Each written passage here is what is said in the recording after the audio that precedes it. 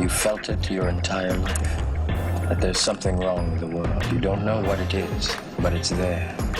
You can feel it. Get up on out the bed and start to move your balls. Let's hook up a word in Solomon Jones. Word. You better wake up now. Good morning. This is Solomon Jones on 900 AM and 96.1 FM WURD. And I want to welcome you to another edition of Wake Up with Word. We are, of course, talking the biggest news of the day. And I believe the biggest news of the day, Kawesa, is that the people now realize how powerful they actually are. We can actually get out in the street and make some things happen. We can actually raise our voices and go out with a single purpose. We can actually do something to change the circumstance that we are in. Kawesa, you were there on Friday. It was beautiful, man, to look out and see our people actually standing up for what's right. Yeah, it definitely was. Just a beautiful thing to witness and be around, and there were just to have so many like-minded people out there for a specific reason, and that specific reason is to combat racism and to make our lives better as people of color. And so many wonderful folks spoke, and it made me feel like I was doing something. Yeah.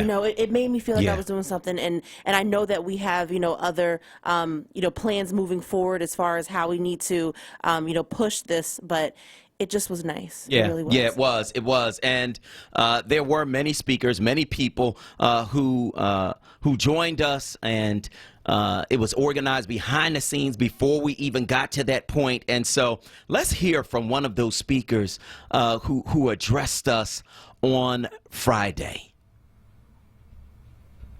Say the power of the people is greater than the people in power. The power of the people is greater than the people in power.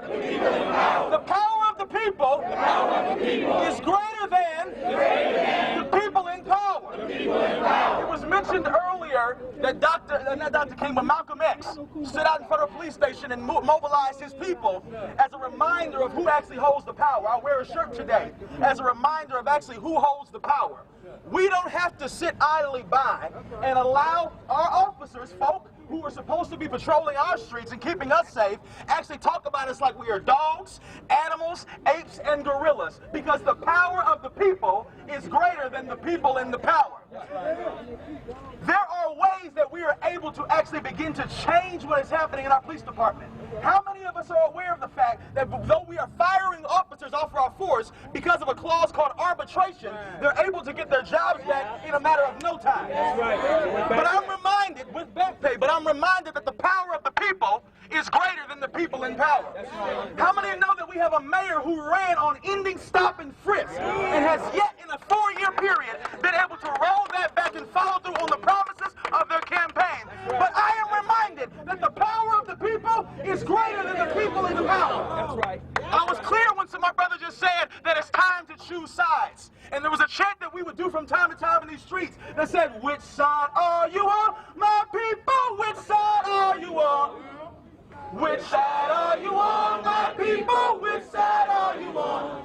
Which side are you on, my people? Which side are you on? I'm on the people's side. Which side are you on, my people? Which side are you on? I'm on the people's side." And that's what happened on Friday. That was Reverend Nicholas O'Rourke. He was one of the speakers at the Rally for Justice. It made national news. And so we are now at the forefront of a movement for justice. And I need y'all to understand, man, that on Friday, when we held that demonstration at Philadelphia Police Headquarters over the racist and bigoted comments and images that 328 active Philadelphia police officers posted on Facebook, we did it with a purpose. We did it because our people are hurting. We did it because our communities are unsafe. We did it because the people don't have to sit here and be insulted. We did it, quite frankly, because you asked us to. And in doing it, we put ourselves on the line. On Friday, as I spoke to a reporter from CBS 3, a group of bike officers moved closer in what looked to be an attempt to intimidate. Another officer claimed there was some reason I couldn't walk through the parking lot at police headquarters. Other officers filmed us the entire time. But we've learned some things, and we're prepared to move forward with our plan. In order to do that, we need you moving forward with us. You can start by posting the hashtag 328OUT. That's 328OUT, because we need all 328 officers off the streets. And beyond that, get ready to make phone calls. Get ready to pressure officials. Get ready to move together, because if we can learn to do that, there's nothing we cannot achieve. We got a jam-packed show for you today on Wake Up with Word. Lawyer and critical race theorist Dr. Tim Golden on the bakery that sued a college and won after being accused of racial profiling. Will it stop other institutions from backing victims of racism? Plus, we'll talk with longtime Germantown resident Andre Carroll about how new development at the old Germantown High School will impact the community.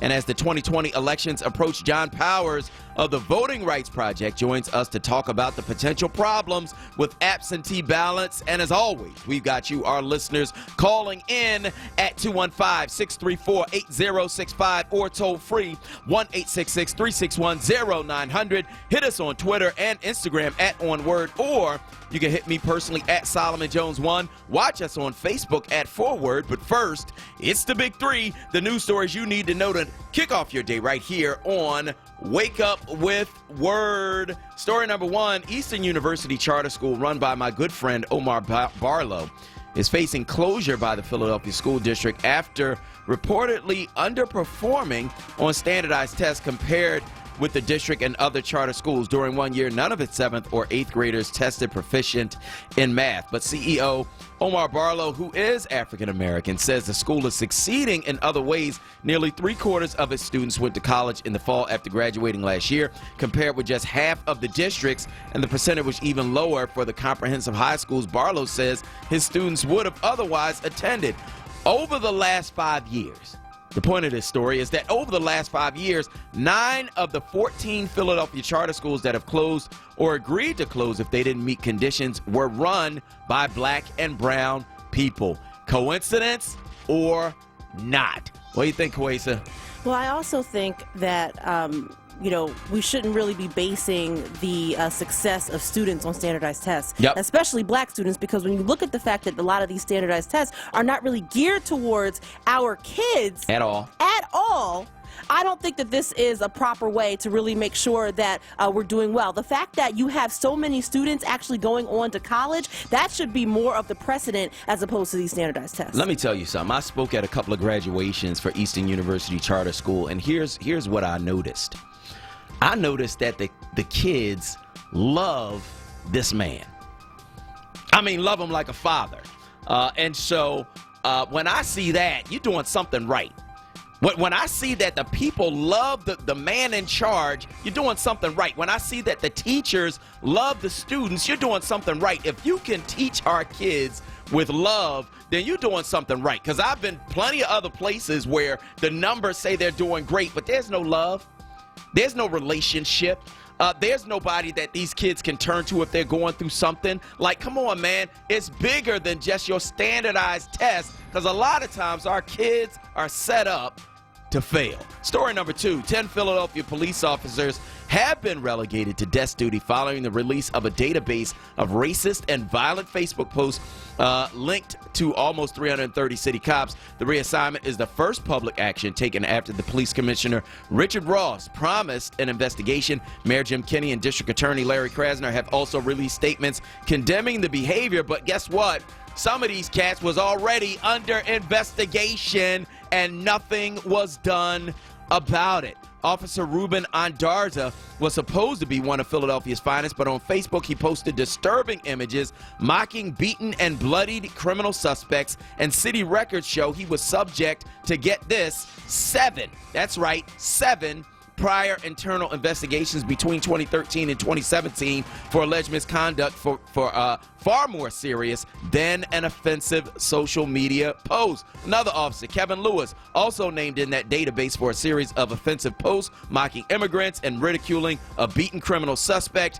He has been involved in 11 internal affairs investigation over 5 years, spanning 23 different alleged departmental violations. None of them were deemed credible by internal investigators. Kawesa, this is why you can't have the police investigating themselves. Right, exactly. And I think the other thing that I noticed as well with this story is the fact that you have these officers who have clearly been caught. They clearly have been in this database, and yet they do things like, I'm going to change my name on Facebook and make it seem like it's not me. And then you continue to keep saying things and doing things and making it seem like, you know, I don't understand how you could be so dumb. Foolishness. Foolish. You know what I mean? Foolishness. And you know, that is why, man, when we go to protest, this is not a game.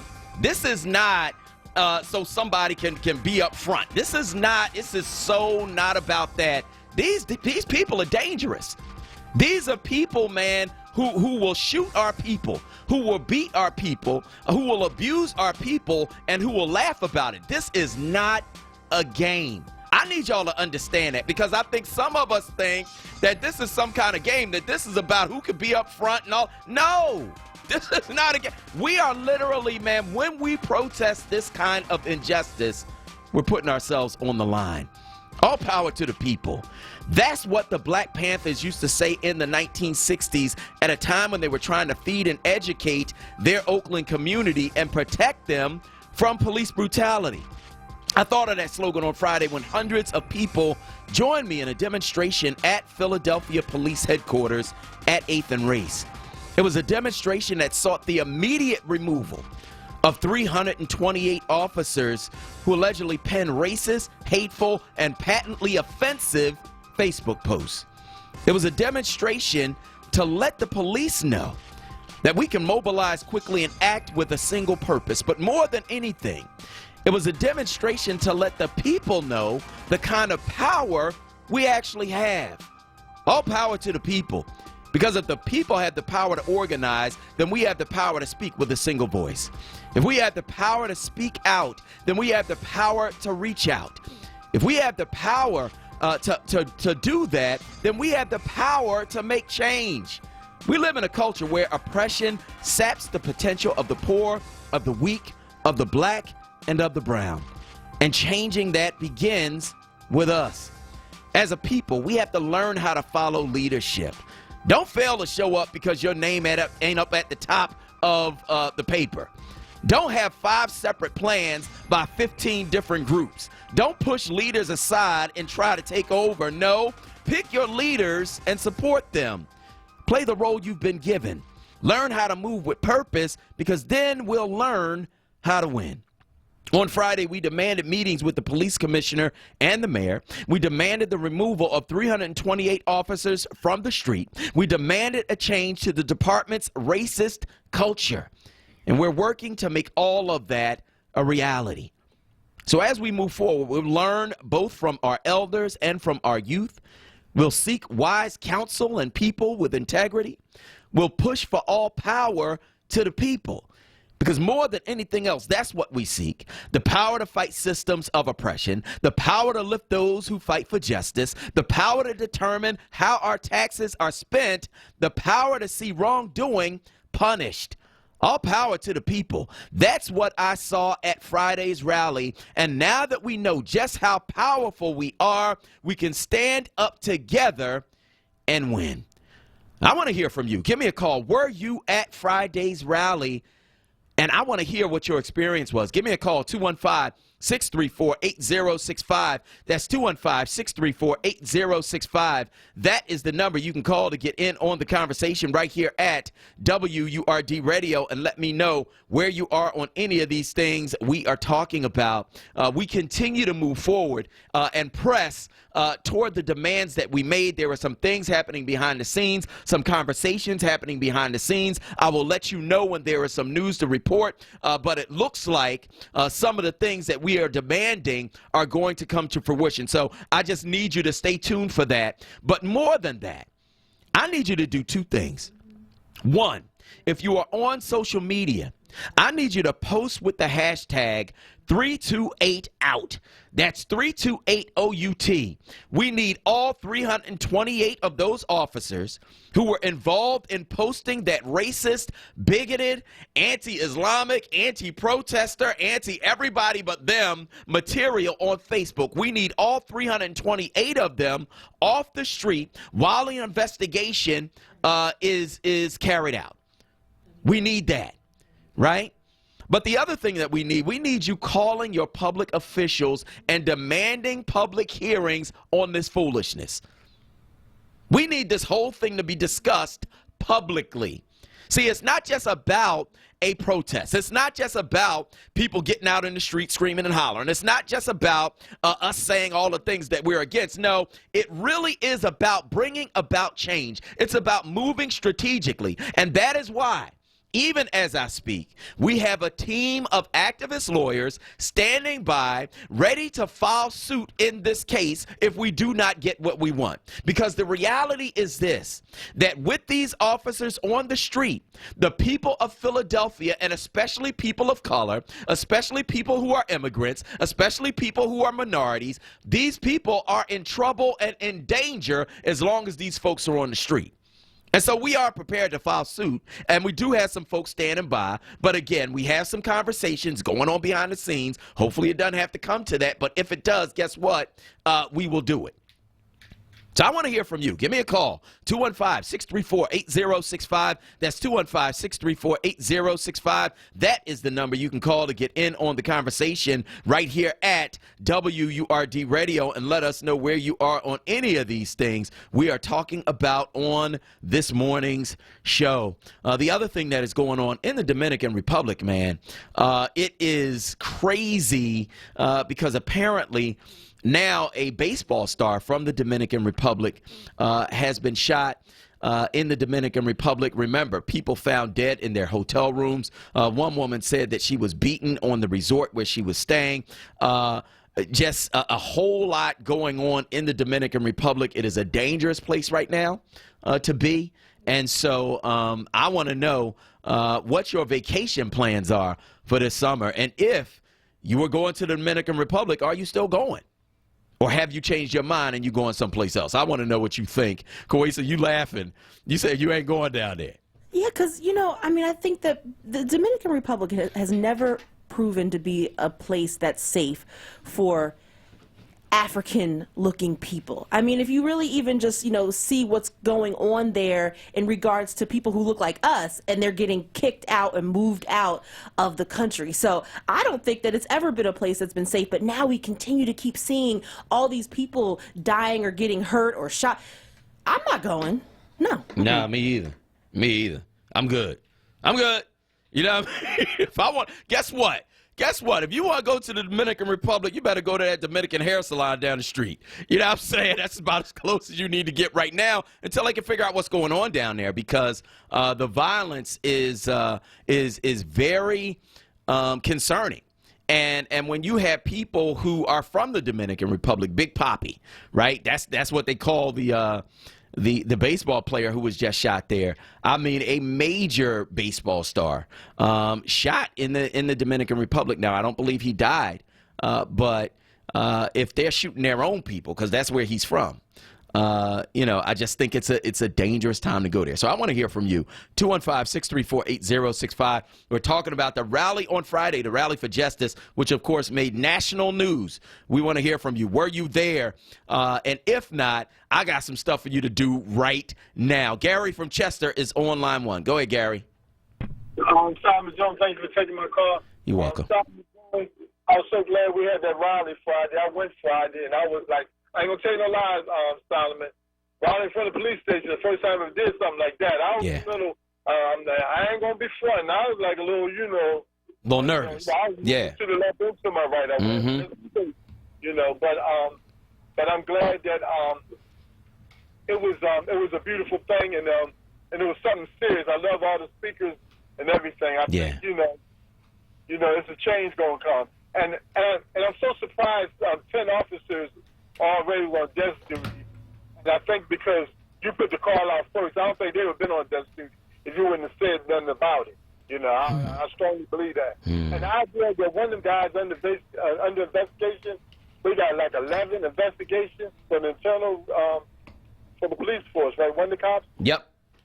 Well, you couldn't be late 11 time on your job and still hold your job. That's right. I'd have been fired. Simon, thanks for taking my call. Thank you, Gary. We appreciate you. Let's go to Donna from the Northeast on let's do this. Let's go to break. And then on the other side, we'll talk to Donna from the Northeast. I'm Solomon Jones. We'll be right back. Listen to Word Radio on the go with the Word Radio app. Search for WURD in your favorite app store today and take us with you wherever you go. Stay connected to Word Radio, independent Black media. Word family. Here's a deal from Dietz & Watson that you don't want to miss. Running today through Sunday, Dietz & Watson chicken breast is only $5.99 a pound at Brown ShopRite. Stop in today and pick your choice of delicious maple and honey cured, bacon lovers, pepper and garlic, or glazed honey for the great price of $5.99 per pound. Dietz & Watson, it's a family thing. 1 week only, get yours today. Dietz & Watson, it's a family thing. Be heard. Want another way to join the conversation? Follow us on social media using the hashtag onWURD. Be heard. Stay connected to Word Radio, independent Black media. The Kimmel Center offers free arts education programs to schools across the region. Teaching artists visit classrooms to educate, engage, and inspire the next generation using creative learning experiences, and schools take trips to the Kimmel Center for live performances. The Kimmel Center is committed to educating Philadelphia's youth by providing access to quality arts. For more information, visit kimmelcenter.org.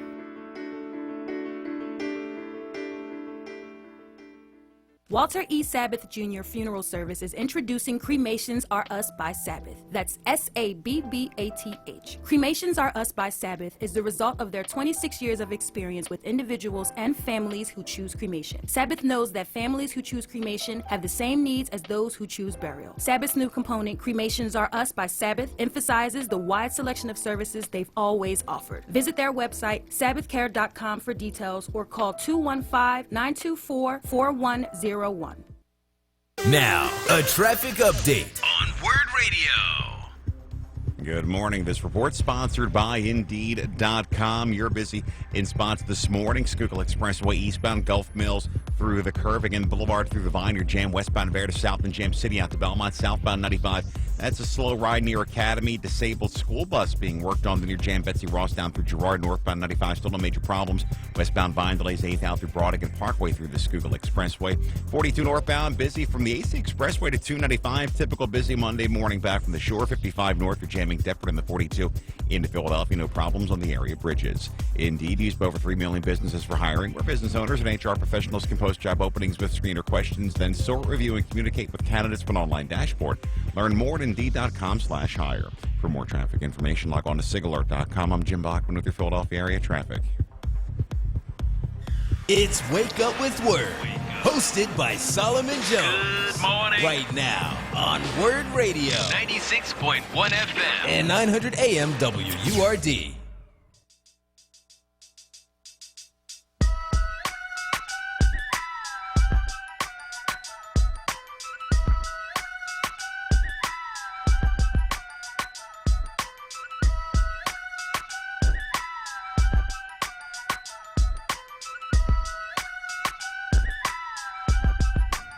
Good morning. This is Solomon Jones on 900 AM and 96.1 FM WURD.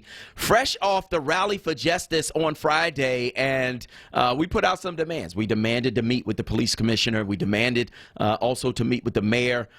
We demanded that all 328 officers who were involved in putting racist and otherwise offensive Facebook posts online, that they be removed from the street while the investigation takes place.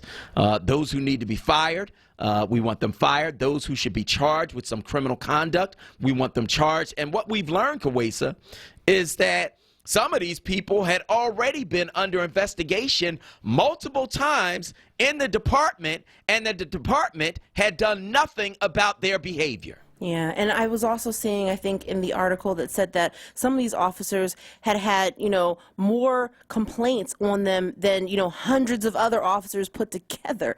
And I'm sitting here like, how in the world are you able to have that many complaints, that many offenses, just like what Brother Gary said? We wouldn't have a job. That's right. We wouldn't have a job That's if right. we were out here acting up, cutting up, and really just wearing the uniform in such a way that is not good for the police department. So I don't understand how you can continue to allow people like this on the force and not do anything about it. Yeah, but it's part of the culture. And that's why one of the calls that we had on Friday was a change in the culture that allows for this kind of behavior in the department, because that's a culture. When you say, okay, well, whatever this person does, man, we're gonna brush it under the rug. If this person is fired, we're gonna bring this person back. If this person is a racist, we're gonna act like we don't know. If this person is violent, we're gonna back them up no matter what they do. And no, that culture has to change.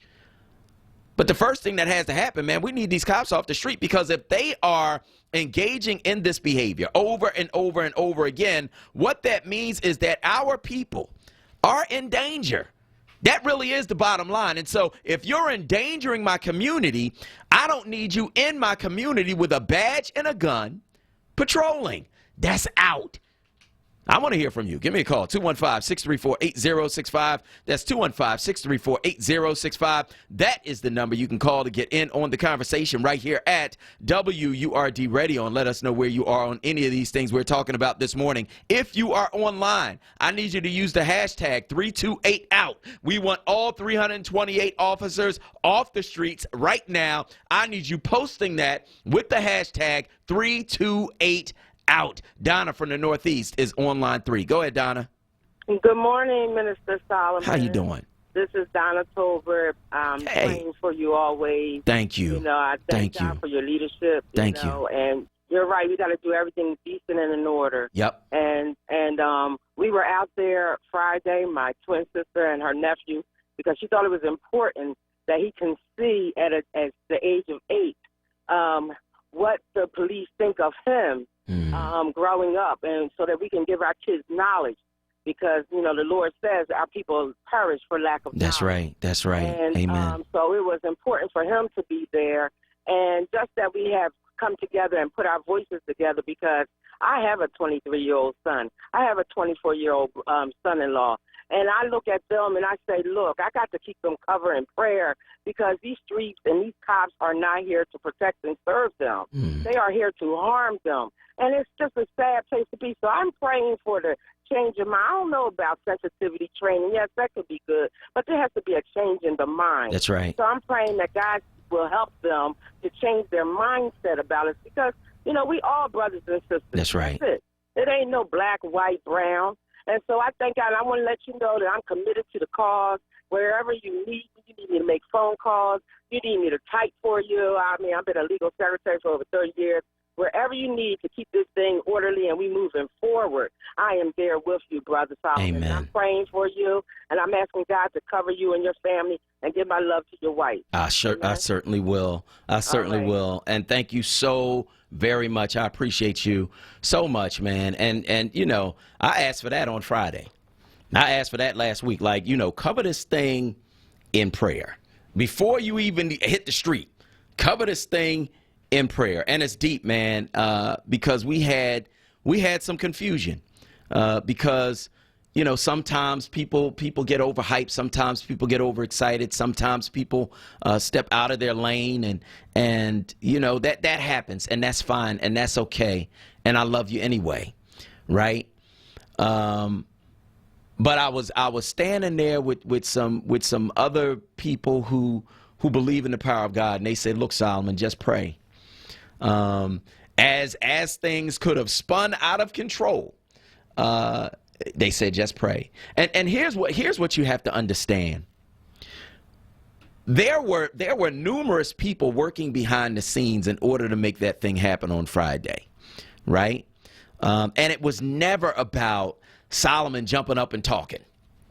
It was about me facilitating a place so that other people could speak. And those people had been picked, and those people had been talked to, and those people knew what the message was, and anything they wanted to say beyond the message, I trusted them enough to do that, right? And so this is about, it really is about organization, man. It really is about working together with people. And you know what I'm learning about leadership, Kwesa? Leadership is leaning on others to give you wise counsel so that you can do the right thing. It's not about you all by yourself trying to do anything. That's what leadership is, right? And so, I know that there are those who feel like, oh, this is all about, it really is not all about me at all. At all, right? It's about me trying to convene our people so that we can move forward together. That's what it's about. And there were some folks who, and some organizations who were there, and we appreciate each and every one of them. The Black Clergy of Philadelphia, Reverend J. Broadnex did show up. We had some legislators who did show up. State Representative Stephen Kinsey showed up, right? We had some people who ran for office show up. Sandra Dungy Glenn showed up. We had some people who are political folks behind the scenes show up. Nina Ahmed and her husband showed up, right? We had Derek Green, city councilman, show up. We had some former folks, Harold James, former state representative, and also a former police officer, show up, right? So there were a bunch of people in the audience that maybe you didn't recognize, but I did. But we had some other organizations that did not send any folks. And I just need to say this, man, that if we are going to move forward as a people, it can't always be about your name being at the top of the marquee. I just need to say that. I need to say this too, that guess what? Just because it's not your idea doesn't mean it's not a good idea. You need to come alongside, man. We need to learn how to support each other in what we are doing, because if we do, we can win. We have enough organizations and enough leadership and enough people who are in positions of power, enough people who have the energy to do something that we should be winning. But because we cannot come alongside, some of us, it becomes a problem. Like we got to do better than that, man. There's plenty of folks out there, and I've supported everything that you've done. I've supported your movements. I've supported all of that, man. But right now, we all need to be coming together and supporting our people. That's what we need to be doing. I want to hear from you. 215-634-8065. That's 215-634-8065. That is the number you can call to get in on the conversation right here at WURD Radio, and let me know where you are on any of these things we are talking about on this morning's show. We're talking about the Rally for Justice, and we did make some demands. We demanded a meeting with the police commissioner. We demanded a meeting with the mayor. We demanded that all 328 of these officers be pulled off the street while the investigation is going on. And you know what's deep, Kwesa, is that in Baltimore right now, there was a police officer who was accused of sexually assaulting a woman in a police car. You know what they did? They pulled the whole fleet of police cars off the street, right? Because all of those police cars could be evidence. Right? In that case, they don't know. I don't think they know which one it took place in. Right? And so why, if they can pull cars off the street, can't we pull people off the street? Right? 328 people, many of them who are already under investigation for doing the things that they were talking about on Facebook. And so this stuff has already gone to actions. Right? Because as a man thinks, so is he, right? So you think about, man, I'm thinking about busting that dude upside his head. And then you do it. Man, I'm thinking about shooting the next suspect that I have to deal with. And then you do it. Man, I'm thinking about, beating somebody in a jail cell. And then you do it, right? So if you have expressed on Facebook that you are going to do these things, and you have already done some of these things, you need to be off the street. It's not just 10 people, Kwesa. In my view, it's all of them. Yeah, and the other piece too is that I had mentioned last week that I also think that it would be great to see some of these cops' college, like see what is the demographic of the people who they're pulling in. Yeah, okay, so I'm seeing these complaints, but are the people that you're arresting or pulling in, are they more black and brown? What does it look like? And so the fact that you have these cops who are out here and being racist, they're going against people who are of the faith of Islam.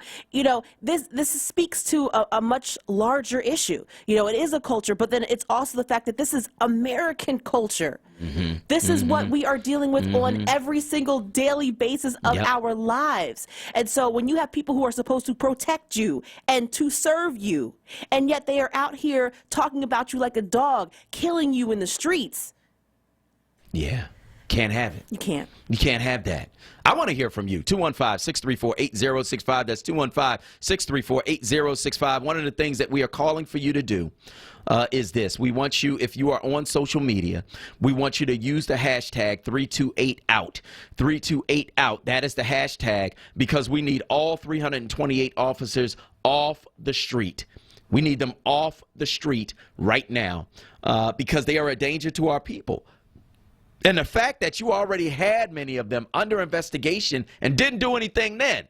See, that's the issue, Kawesa, is that, if you allow somebody to keep doing stuff over and over again, it's not like they're going to stop. They're going to take it to the next level and say, oh, I got away with that. Okay, well, let me see if I could do this. Oh, I got away with that. Oh, well, let me see if I could do this. Oh, I got away with that. Well, let me see. And after a while, somebody's dead in the street. We cannot continue to allow these folks, man, to be on our streets doing the things that they are doing. We just can't allow it. It just cannot be. And so the fact that they were already under investigation in many cases, the fact that they were already being looked at in many cases, the fact that they had already had multiple violations that were not addressed, that's the issue. And that speaks to culture. 215-634-8065 is the number you can call. Were you there on Friday? I want to know what you think. We need the hashtag 328out. We need it on Instagram. We need it on Twitter. We need it on Facebook. We need all of them out of the department, at least off the streets while the investigation takes place. I don't think that's unreasonable. I think that's what anybody would do if they had the interests of the community at heart. And so we are looking forward to getting some answers on some of the demands that we made on Friday. And actually, it's looking optimistic for at least one of those demands to be met. And so as soon as we have word of that, we will be reaching out to you. Give me a call, 215-634-8065. That's 215-634-8065. That is the number you can call to get in on the conversation right here at WURD Radio. You know what was beautiful about Friday, Kawesa, is the fact that, you had our people, man, coming together. And it wasn't just black folks. It was black people. It was brown people. There were people from Southeast Asia. There were people who were Christian. There were people who were Muslim. There were people who were other. And it was just beautiful to see people coming together around an issue of justice. It was a beautiful thing to see. It was, and when Donna had called and she was, saying that, her nephew was there. I saw a couple kids. Yep. I saw kids. Yep. I saw white people who were out there, and Yep. not just the people who were coming from other, media outlets. I saw, just people, all walks of life who were out there. And to me, it spoke to something bigger, something larger. The fact that, we were all rallying because of the fact that we know that all people should be treated fairly and equally. And so that was the part that meant the most to me, I think. Yeah, it meant the most to me too. And so, I'm happy for that. I believe it's a start. It's a foundation that we can operate from.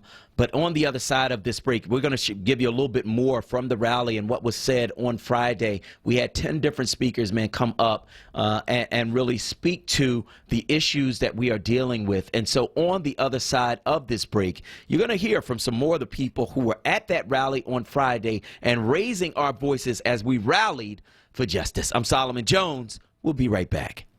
Philly, D.C., and everything in between.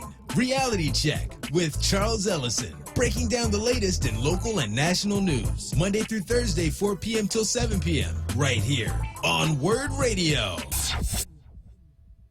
Now's the time to get your home ready for any season with a Pico Energy Assessment. For just $25, a Pico Energy Advisor will come to your home and recommend ways to make your home more efficient and more comfortable year-round. Schedule your assessment today at pico.com/assessment or call 1-888-5-PICO-SAVE. That's pico.com/assessment or call 1-888-5-PICO-SAVE. Plus, you may be eligible for an assessment for free. Support independent black media and join the 4Word movement now at 215-425-7875. Or visit wordradio.com.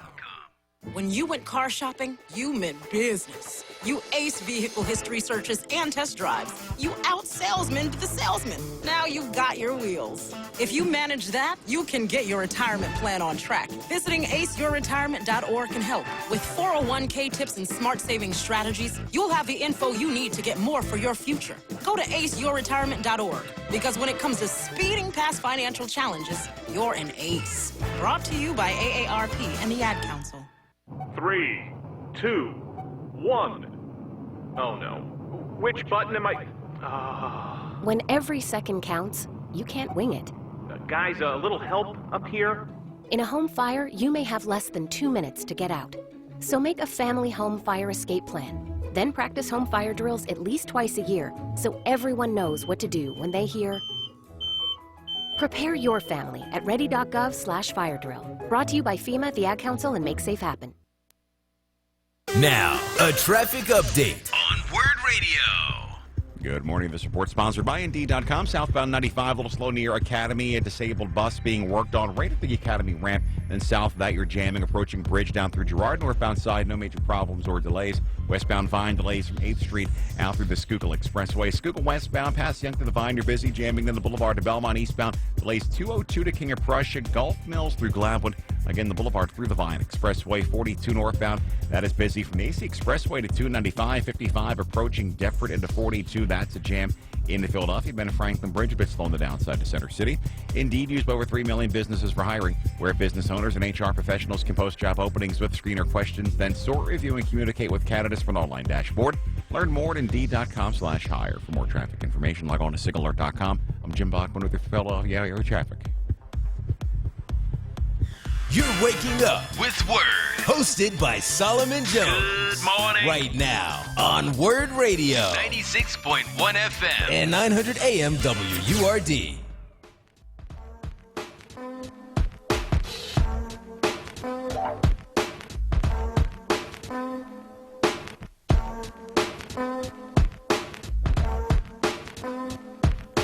Good morning. This is Solomon Jones on 900 AM and 96.1 FM WURD. And on Friday, we did the Rally for Justice. It made national news. It was on CBS Evening News on Friday. And, of course, on every news outlet here in the city of Philadelphia. But it is so much more than just making the news. We are trying to make change. We are trying to make a difference. We are trying to make progress. And so our demands were to meet with the police commissioner, to meet with the mayor, to have all 328 officers off the streets, and to begin a process of changing the culture in the police department that allowed this thing to take place in the first place. And so we had 10 speakers there on Friday that we were able to give the opportunity, man, to talk about what it is that we want, what it is that we're experiencing as a community because of some of the things that have happened in the police department. One of them was our very own Brother Shamari. Let's take a listen. Up Brother Eric Brown's Brother Shamari. Brother Shamari. Greetings all. I got to get ready to do a radio show, so I'm not going to yell. I want to give honor to the spirit of the ancestors, the African forces, the black forces that bring us here today. I need us to remember that our struggle for justice is always going to be against repression. This is just part of who we are and what we must overcome. So in the spirit of people like Malcolm X, who grabbed his brothers and stood in front of a police precinct, in the spirit of power, that's what brings us here. In the spirit of Harriet Tubman, Araminta Ross, who freed our people off of the plantations, that's what her gun was for. It wasn't for us. It was because she understood that in order to be free, we have to go through the forces of repression in order to overcome oppression. That's right. That's why we're here. We continue that spirit. We continue that legacy. That is our purpose. Let's be very clear. It should be no conversation about the fact that over 300 police officers who openly declare that we are less than human have no right to serve and protect us. That's right. That's not a conversation.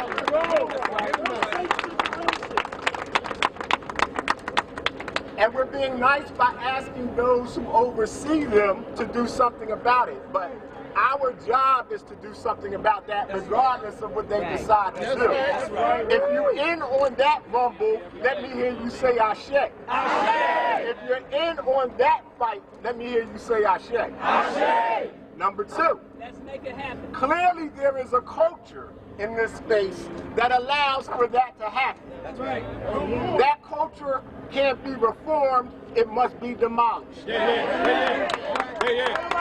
you win on that fight, let me hear you say Ashe. Number three, clearly the recruiting, the outreach, the identification process that would allow for over 300 officers to openly declare that we are less than human, clearly the invitation for that type of officer is open. Yeah. That process must not be reformed, it must be destroyed. If you're in on that fight, let me hear you say Ashe. Ashe. That is our own brother Shamari speaking at Friday's rally, and what you heard in the background was police helicopters circling overhead. See, this is not a game. We are not out here, just for show. We are literally putting ourselves on the line, man, for our community, and being watched and being filmed, and having 100 officers out there watching us, engaging in this activity. This is not a game. This is about saving the lives of our people. This is about us. And so what I need you to do, if you are on social media right now, I need you to post with the hashtag 328OUT. I need you to post with the hashtag that we need all 328 officers who are engaged in this behavior off the street right now. That's what we need. That's what we want. That is one of our demands. And that is what you can do right now at this moment as we move forward. There are some other things going on behind the scenes. A team of pro bono lawyers standing by, waiting to file suit in case the city decides that it's more important to keep these people on the street than to protect Philadelphians from them. Then we have some lawyers standing by. But we are also looking to continue the conversation behind closed doors, because everything is not for the radio. Everything is not for the street. Everything is not about protests. It is about results. And so right now, what I need you to do right now is post the hashtag 328OUT, because we need all 328 of these officers off our streets. I'm going to go back to the phone lines, and we are going to talk with our next caller. Mark from Sicklerville is on line one. Go ahead, Mark. Good morning, Solomon. Good morning, brother. I just want to touch on two quick issues. Sure. You know what I mean? And for one, maybe we need to publish the names of these officers. The names are already published. They're on the Plainview. They're on the PlainviewProject.org. Right. What I'm saying is, well, I'm talking about as far as your outlet, the police district that they're working, and maybe put the names to the faces. I understand that they're out there about the gentrification. Sure, go ahead. I've been hearing that, you know how they get a 10-year tax exempt, right? Yeah. Okay, now a lot of these people that are moving to our community, they don't have the money. They don't have a choice, so they're pushing us out so they can get in. So now they're going to try to start a low-income regentrification. I mean tax exempt. So they're going to push us out. Where? Well, this is they were discussing. They're discussing not everywhere. Who's they? So when people come in there, Mark. Now, Who's they? Who are the they that are discussing this? All right, I was listening to the radio the other day. The white folks were talking on their platform on one of these radio stations the other day, and this is what they are talking about implementing and getting the pressure put on, and this is what they're trying to come up with. So this is something because I listen to what they got to say all the time too, so I can understand where they're coming from. This is the next push. I'm telling you now. So when you hear about it, you already know that we need to be ahead of it. They want to start talking about putting in taxes in for low income, but not for us, for them. So when they come in, they're going to start getting that. So I'm just putting that out there. So we need to be ahead of it. I put a lot of the information in my phone. I lock it as my reminder. So I'm not going to go in and now and get it out because I know time is of the essence. But I just wanted to put that out there, Solomon. All right, man. This is the next wave that's coming. Thank you. We appreciate your call this morning on WURD Radio. If you want to get in, it's 215-634-8065. That's 215-634-8065. That is the number you can call to get in on the conversation right here at WURD Radio and let us know where you are on any of these things we're talking about. The Rally for Justice took place on Friday, and now we are in phase 2 of that. The protest took place. It was a necessary thing, and now we are trying to get results. We made some demands, including some meetings with the police commissioner and the mayor. We are looking to see what is going to happen with that, and we will keep you posted as the information comes in. Maurice from Southwest Philly is on line 3. Good morning, Maurice. How you doing? My brother Solomon. Yes, sir. I was sorry that I missed the resistance, but guess what? I had a very important doctor's appointment. When I walked into the office, my doctor looked at me and he said, "What's up with you, brother? I thought you was down with the resistance." I said, "What?" He said, "You know Solomon Jones." Now, look, this guy is Italian, but I talk so much trash in his doctor's office about the patient and you. He listens to everything. I hear you all the time on there. So I was spreading the word. But that's what's up. Like you said, this is the phase 1. That's right. And we're going to keep this phase up till we clean it out. And that's right. And I want to make sure that our so-called public officials, who is city council and the mayor, they knew this was going on. Mm-hmm. They should have been stopped this nonsense. But now that they know that we activated, and we're going to be on. See, they're on vacation. They get ready to go. I don't know if this is the last week or they get ready to go on vacation. But I say, just because they're on vacation from City Hall don't mean we can't hit their offices. That's right. All of us that go to community police meetings at the district, we can also go there and bring this all up in there at those meetings too. That's right. So that's what I say we do, and we also can protest outside district offices in our neighborhood. So let's keep it going, Solomon. I'm so glad you're back, man. You know what? I love you more than a fat boy loves cake. I love you back, man. I appreciate you, Maurice. Thank you so much. We're going to go back to the phone lines, 215-634-8065. That's 215-634-8065. One thing you can do right now, the hashtag 328OUT. We want all 328 officers off the street who are involved in this until such time that investigation can take place. That's not an unreasonable demand. We want them off the street because they are endangering our people. And so, you know, that's fine. If that can't happen, that's fine. We have some lawyers standing by ready to file suit because that is a danger to the people. You have people who you know have expressed hatred for the folks that they are patrolling. And you going to let them just stay there? Okay. That's fine. We're looking to have a conversation. And so we will keep you posted on these demands as they are met, we will keep you posted with that. But in the meantime, we want to hear from you. 215-634-8065. That's 215-634-8065. Lynn from Darby, you are on line one. Good morning, Lynn. Good morning, Solomon. How are you? Good, and you? I'm blessed. Good. I woke up. I know that's right. I was just going to tell you my experience. I took my daughter Indigo, and I was just so proud to be there. And I'm trying to motivate her to get more politically active and spread the word to her friends because she's 21. And I was just so motivated seeing the people out. And I want the people to stay motivated to fight for certain causes because I was a little down from the election. And we need that kind of people out there in every aspect that we're fighting for. We need those old Martin Luther King marches. You know, we need to be riled up and motivated. And like Maurice said, march outside the police district offices and just go to the city hall meetings and just stay woke and motivate the young people.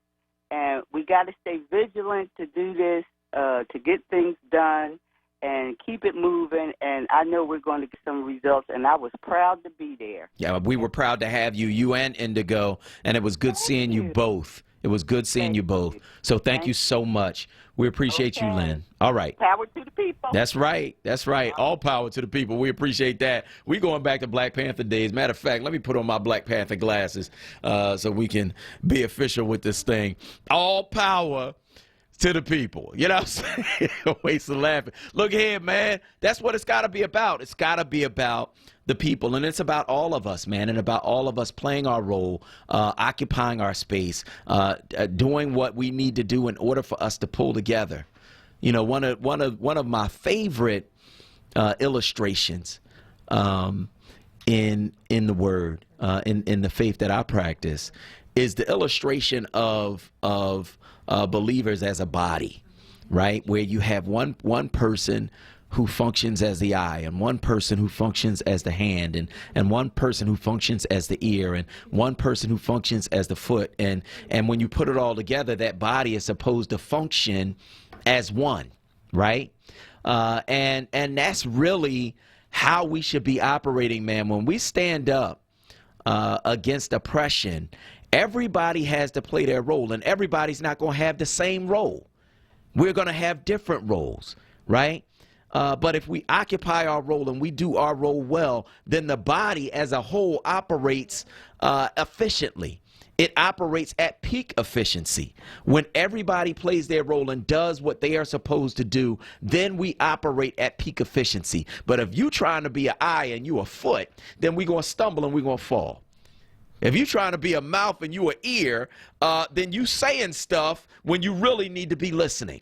You know what I mean? So everybody has to play their role, do their part, and if they do, we can win. I want to hear from you. Give me a call. Gloria Hammond from Sharon Hill is on line one. Go ahead, Gloria. Good morning, Solomon. How you doing? I'm good. How you doing? Yes, sir. I was off Saturday, Sunday. I'm off today, but I had to work Friday. I had to be at work 12:30 in the afternoon. I would have came if I had a 4 o'clock, but I couldn't come. Okay. But I was praying for you guys, that God would put a hedge of protection around everyone that was there. Amen. And God did that. Hallelujah. Yes, he did. Yes, listen, my phone doesn't have a social media. Now, do they have a petition that I can sign? Not yet. Not yet? Okay. Not yet. Okay, all right. But you don't need to get them out of there. All 320 of them. Yep. 320, every last one of them got to go. They got to go, but they're dangerous. They make this and that. This is going to hurt them. That's right. Okay? They It's crazy. Who do they think they are? You know, all this stuff is just not necessarily for them to be like that. You know, but everything's going to work out. Yeah. Okay, all right. Now, you have a blessed one. Thank you. We appreciate you. We're going to go to break, and on the other side, we're going to continue to take your calls. Wonder from Media, Zaire from West Oak Lane. We see you. We're going to get to you. If you want to get in, it's 215-634-8065. That's the number you can call to get in. I'm Solomon Jones. We'll be right back.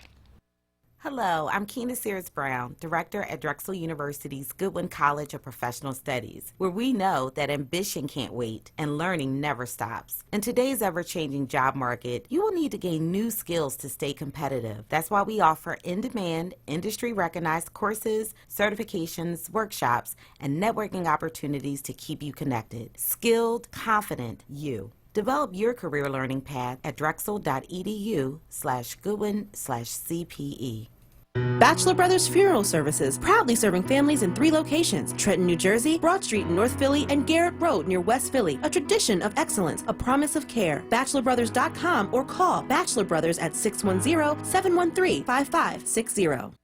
The Kimmel Center for the Performing Arts is excited to present the next installment of their Jazz Residency collaboration for 2019. In its 6th year, the Kimmel's Jazz Residency program is designed for groups of local artists to create their amazing personal stories through the jazz music genre. Performing in the Kimmel's SEI Innovation Studio Thursday, June 6th will be trombonist Dan Blacksburg with percussionist Joseph Goldman. Friday, June 7th will feature the amazing sounds of guitarist David Allen, poet laureate Raquel Salas Rivera, and violinist Diana Monroe. And June 8th, the soulful Latin American composer Dario Peñazek, lyricist Maya Peñazek, and singer Ariacine Trujillo. Tickets on sale now for these special BYO events. Visit kimmelcenter.org or call 215-893-1999.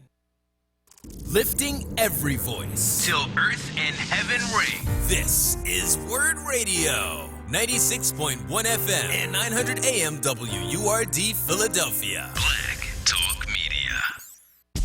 Word Radio News Update With Vincent Thompson. Good morning. Here's the latest from the Word Radio Newsroom, 96.1 FM and 900 AM. Tens of thousands of people attended the 44th Annual Doomsday Festival in South Philadelphia yesterday. The festival stretches across 15 blocks and has become one of the largest and longest-running African culture street festivals in the country. Streets were packed with more than 100 vendors from around the nation and the world, selling merchandise from many African nations, Caribbean, and Brazil. Word Radio is honored to be a part of Odunde every year. It was my pleasure to say hello to listeners yesterday. A 46-year-old man has died after being shot in the Roxborough section of Philadelphia this weekend. Philadelphia police say the man was shot in the chest inside an apartment on the 7900 block of Henry Avenue around 7:30 p.m. Saturday. He was taken to Einstein Medical Center where he was pronounced dead. The shooting was part of a robbery. Police found 20 kilos of cocaine, 44 pounds inside the apartment with an estimated street value of approximately $2 million. The robbers allegedly dropped approximately 8 kilos, that's nearly 18 pounds of cocaine, as they were running away from the apartment. The investigation continues. Word Radio news partner NBC 10 Philadelphia is reporting this morning that one person was killed while 8 others were injured in 6 separate shootings in Philadelphia yesterday. As of June 9th, 138 people have been the victim of homicide in Philadelphia this year, a 6% increase compared to this same time last year. And take your umbrella with you. The weather forecast for the greater Philadelphia region calls for periods of rain and thunderstorms throughout the day and night. The rain ends early Tuesday morning, and skies will clear late in the day. Checking sports, the Phillies lost to Cincinnati Reds yesterday. The Phils won 2 of 3 games in the weekend series. The Phils start a 3-game series against the Arizona Diamondbacks tonight. The Phillies remain in first place in the National League East, but they have only a 1-game lead over the Atlanta Braves. And injuries continues for the Phillies.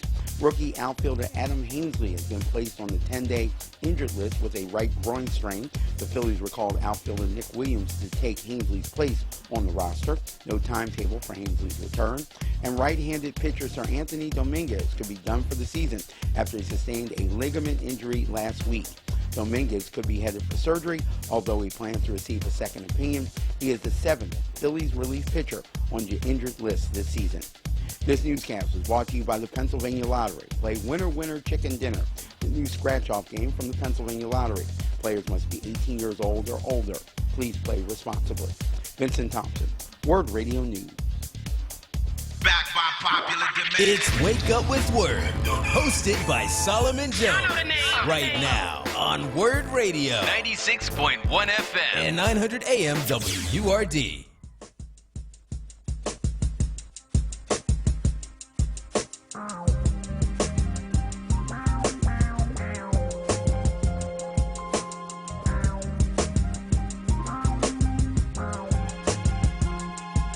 Good morning. This is Solomon Jones on 900 AM and 96.1 FM WURD, and we're talking about the Rally for Justice that took place on Friday. It made national news as we went out and demanded the removal from the street of 328 officers who were involved in racist, intolerant, and otherwise offensive Facebook posts. And we want them off the street. And so we had 10 speakers who came to the rally on Friday as we made that demand, and others, including a meeting with the police commissioner, a meeting with the mayor, and a change in culture at the department. And one of those speakers was our very own rapping professor. Let's hear what he had to say, Dr. Aaron Smith, on Friday at the Rally for Justice. Smith, I believe he's here. Dr. Aaron Smith is here. From the University at WRD. How y'all doing? So it's all 328? Time to take them off the street. All 328? Time to take them off the street. All 328? Time to take them off the street. All 328? Time to take them off the street. And we have a special conversation that we need to have with our African-American brothers and sisters in law enforcement. And we need to have that behind closed doors at another time. But there is a conversation that we need to have with our brothers and sisters in law enforcement. We gotta talk, y'all. We gotta talk, y'all. Osage Avenue still unsettled. Rizzo statue still standing. Every day, if I knew that people who were deputized and took an oath and obligation to serve and protect the community were working on behalf of those that were enemies of my people, praising the murder and destruction of my people, I tell you it'd be a hell of a roll call that morning. It's time to choose sides. It's time to choose sides. You want to choose life or you want to choose lies? All 328, time to take them off the street. Keep them all. Get them out of there. So that was our very own Dr. Aaron Smith, the rapping professor, who I asked to come out and speak at the rally on Friday, along with eight or nine other speakers who I asked to come out and speak on Friday. And, you know, it is so much about just bringing together all of our voices. It is about everybody playing their role. It is about everybody pulling in the same direction. That's how you win. That's how you win. You don't win by trying to take all the light for yourself, trying to take all the shine for yourself. Because I'm gonna tell you something. You know, people who are thrust into leadership and are effective aren't the people who are pushing to be up front. You understand? Because you don't realize what it really takes to be up front. You don't realize all the hurt and all the pain and all of the stuff that you get from your own people behind the scenes when you the person that's up front. You don't want that. You know what I mean? And a lot of times, man, the people who are most effective in leadership are people who are willing to listen to wise counsel. That's what I'm learning. Because I'm a writer, my natural inclination is to work alone because that's what my craft requires. That's my natural inclination. But I'm learning to move beyond that natural inclination to work with other people because you can work, you can do more, you can achieve more when you work together. When everybody understands their role and plays it. When everybody understands what we are trying to achieve, when everybody understands that it's not just about us screaming and hollering, nope, it's about us achieving something at the end of the day. That's really what it's about. That's what I'm learning. I'm learning a whole lot, man, as we move forward in this process. But what I'm learning and what I'm loving more than anything else is that I'm learning that my people, regardless of what other people say, regardless of how they try to paint us, regardless of what they try to say about us, our people care.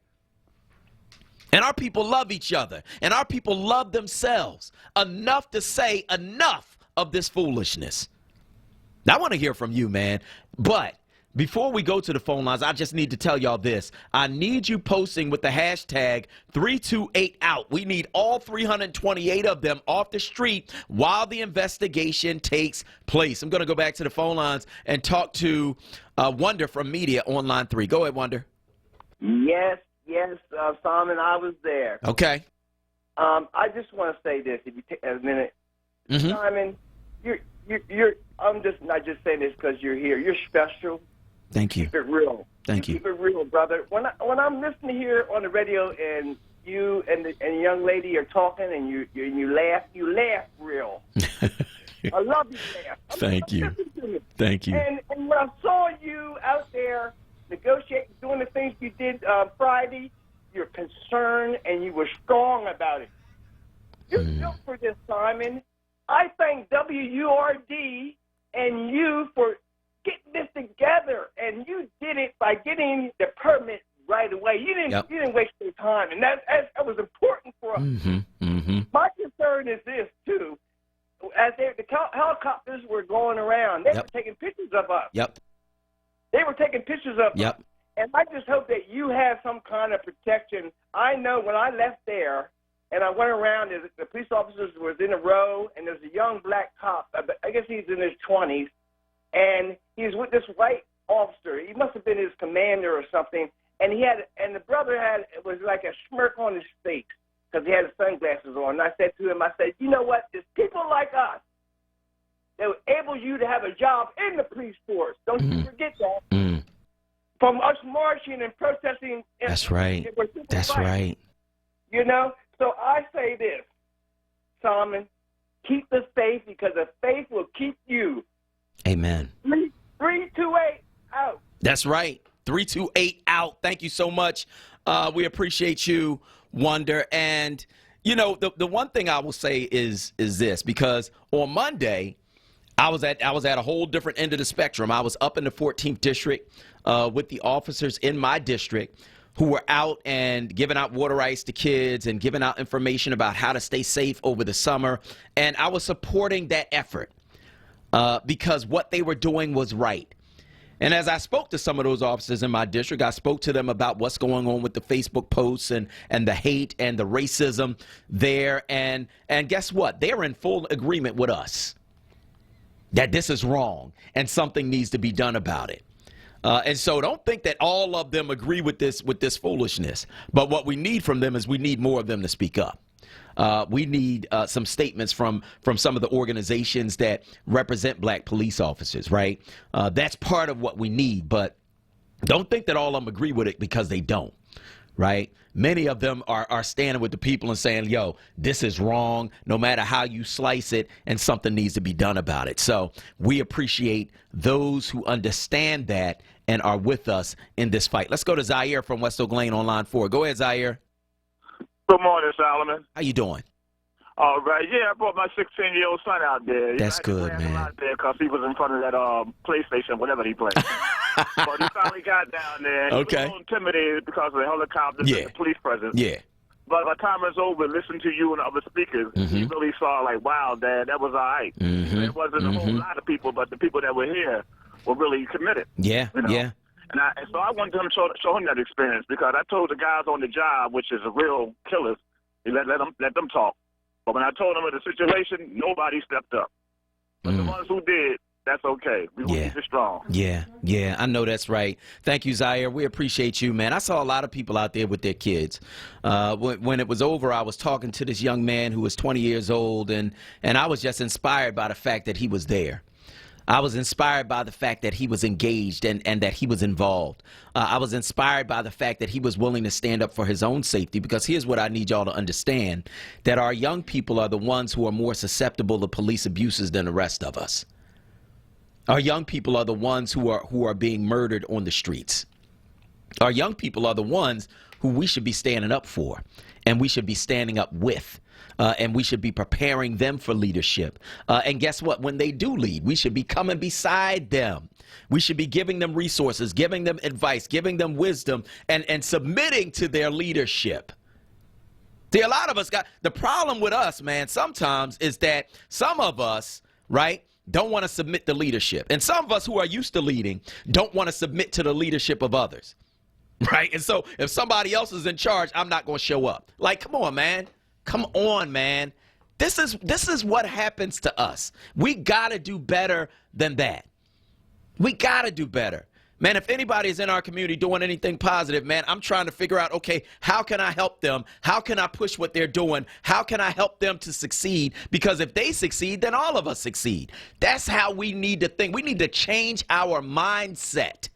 as a people, so that we can understand, man, that when one of us succeeds, all of us succeed. Let's go back to the phone lines. Red Frocks from West Philly is on line 1. Go ahead.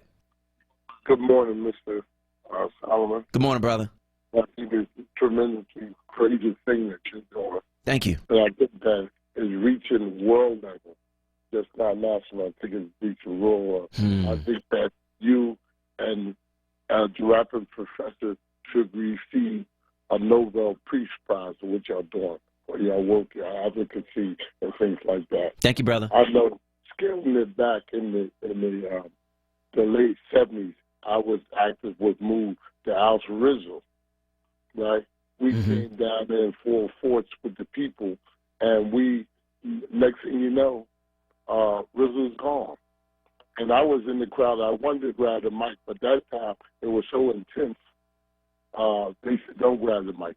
Somebody pulled my jacket, got me from going up on the platform. And that particular day, I was hit with a rock. I know that's assassination talk. So what I'm saying to you, while you're out there on that front line, look around, look at the eyes, the environment, police to police, because that's the ones you have to look at every day. You know what I mean? And make that message heard throughout the whole entire earth.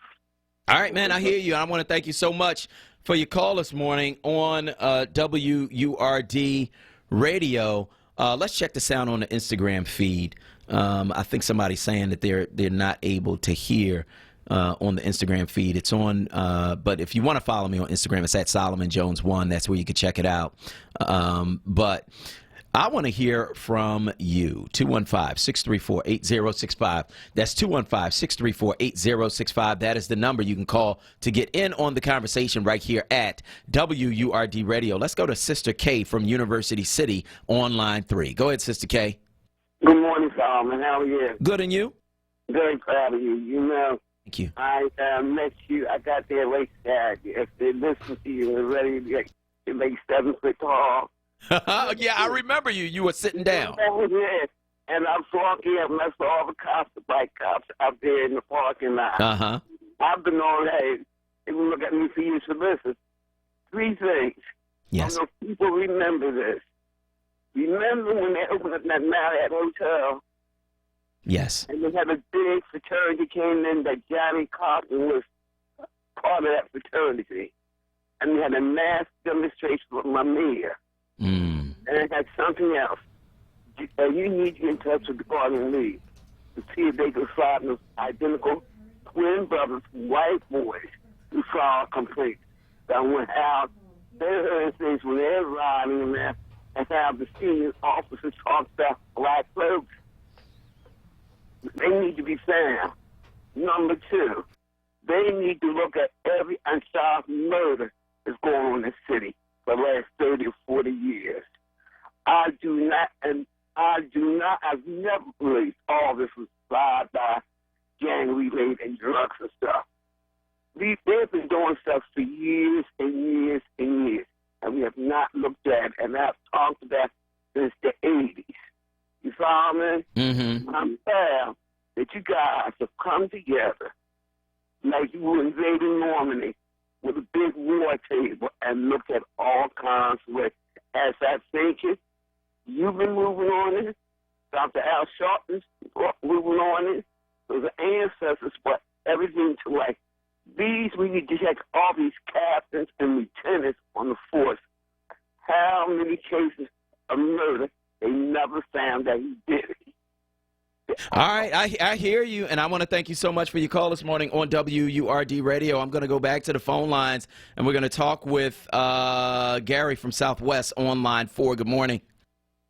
Hey, good morning, Solomon. How you doing, brother? I'm good, man. I just wanted to say thank you, man, for standing up for our people. You're welcome. And doing what you're doing. When I got down to the rally, or on my way to the rally, and as I was walking past the police officers, they had the little barricades all around. Yeah. There was a certain arrogance. There was a certain feel, because a brother of mine and a young lady, we were talking about it. They were glaring at us like we were supposed to be fearful. Yeah. They had a certain arrogance. You could feel it. So I just looked them back right in the eyes. And then when I got around their way where I finally met up with you and I saw the police officer up on the step, they were filming. Yeah. They had a camera and they were filming. Yep. And then I looked to my rear, and there were two black officers, and they just had this aura about them. They were like staring, just looking at us. And I'm saying, wow. It was a male and a female officer. So you guys should be ashamed of yourselves. Because they just had this arrogance. I understand that's their job, and they get paid to do a job. But the thing is, it's this intimidation by the police force that we've always experienced in the black community, and it's still continuing today. And the good officers, because they're good officers out there, they have to really get some courage and stand up. They got to come out, too, and support us. Yeah. Thanks, Solomon. Thank you, man. We appreciate you, Gary, and thank you so much. It was great seeing you on Friday at the Rally for Justice. And here's the thing y'all have to understand. The reason why I immediately went to get permits for this rally is, first of all, you have to do things decently in order. But secondly, it's so that the city knows this is what we're going to do, and so that the civil affairs officers can be out there to make sure that things are decent and in order, and so that we just not marching into the belly of the beast, willy-nilly and unprotected and with no paperwork, with no anything, and they got all kinds of excuses to do all kinds of stuff to our people. See, that was about protecting our people. You know what I mean?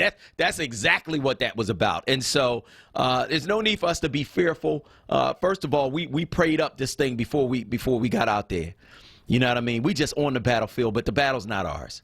Right? We just there. We're there because that's what we're commanded to do. We're there because we're going to make sure that we are standing up. But you know what? When you're right, when your cause is right, you act without fear, man. No matter what other folks are trying to do, no matter what other folks think, no matter what other folks feel, you act and you do what you're supposed to do, and you rise up together, and you win. That's what this is about. I want to hear from you. I'm going to go back to the phone lines one more time and talk to Patricia from West Philly on line 1. Go ahead, Patricia. Good morning, Solomon. How are you? Congratulations. Thank you. You always do a good job. Thank you. Sorry that us seniors could not be out there, but I want to encourage you to keep on keeping on and encourage our listeners to pass the message on, because I'm sure this is not the only city or only state that this is happening in. Yeah. I don't know how to do all this new technology info, but I'm sure somebody can find out. But I'm sure, like all the southern states and all the little back in the wood places, all these things could be going on, and nobody never know if it's not brought to light. Amen. I want to thank you so much for your call this morning. On the other side of this break, we're going to be talking about what's going on in Germantown with a longtime resident there. Germantown High School, Fulton Elementary School, among 20-some schools that were sold in 2013. Those schools still remain empty, but there's a developer there, says he wants to do some stuff with it. The community has some concerns. We're going to talk with Andre Carroll about it on the other side of this break. In the meantime, I want to remind you that this hour is brought to you by Power. Philadelphians organized to witness, empower, and rebuild. They were with us on Friday. They were out in force. We appreciate them and their support. Reverend Gregory Holston, especially, shout out to you, man. I appreciate you. Love you, brother. For more information, visit powerinterfaith.org. I'm Solomon Jones. We'll be right back.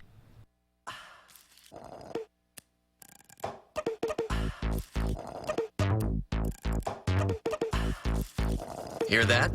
That's the sweet sound of Minute Maid slushies at McDonald's, turning up your summer. Every sip, slurp, and brought to you by 3 refreshingly chill flavors like blue raspberry, fruit punch, and new sweet peach. Only at McDonald's and only for summer. At participating McDonald's for a limited time. Minute Maid is a trademark of the Coca-Cola Company. Listen to Word Radio on the go with the Word Radio app. Search for WURD in your favorite app store today and take us with you wherever you go. Stay connected to Word Radio, independent Black media. This is the Moravia Health Home Care tip. The bond between a patient and their caregiver is very important. empathy, and attentiveness are crucial to fostering a trusting relationship with your loved one. When selecting a home care aide for your loved one to help with daily tasks such as cooking, cleaning, and companionship, inquire as to why the candidate chose caregiving as a profession. The right caregiver will have a good mix of professionalism and a nurturing, caring nature. Many families do not know, but the law now allows for a family member to be a paid home care worker. With training through Moravia Health, caring for your loved one directly just became easier. Moravia Health is dedicated to delivering quality care to patients in the comfort of their home. For more information about Moravia Health, call 215-717-8650. That's 215-717-8650. Or visit MoraviaHealth.com. Moravia Health, because there's no place like home. This is Word Radio, independent black media. Now, a traffic update on Word Radio. Good morning. This report sponsored by Think It Up. Still a busy riding spots this morning. Turnpike westbound Willow Grove to Fort Washington. You're jammed southbound 95. That is a jam ride still from Cobbin Avenue down through Girard, northbound through the city.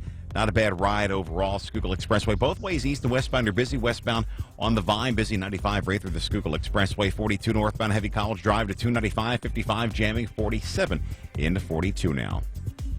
Hi, I'm Nick Jonas, and I'm here to tell you about Think It Up, a new initiative to activate student-powered, teacher-led learning projects.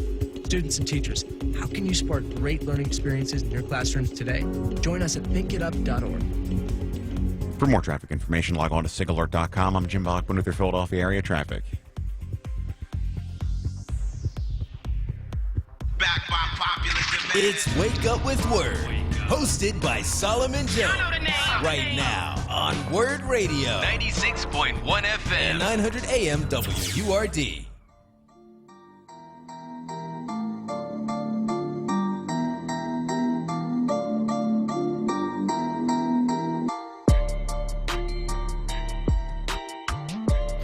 Good morning. This is Solomon Jones on 900 AM and 96.1 FM WURD.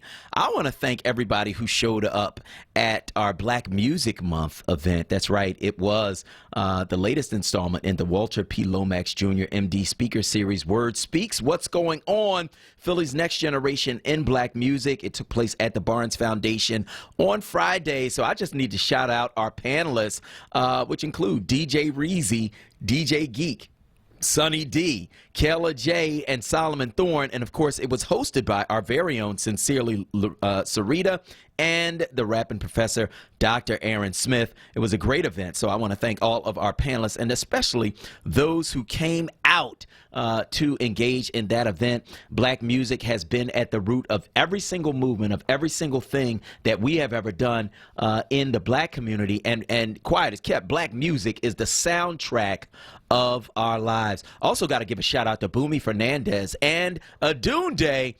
Just a wonderful festival, man, with an international reputation. It took place this Sunday. I have a long-standing relationship with Adune Day. I remember when my son was a kid, man, I'd be out there selling books as a vendor at Adune Day. And so shout out to Boomy Fernandez and everyone involved for another successful Adune Day. Of course, I got on my Black Panther glasses this morning, Kawesa, because we talking about all power to the people this morning, because it is absolutely about our people as we move forward.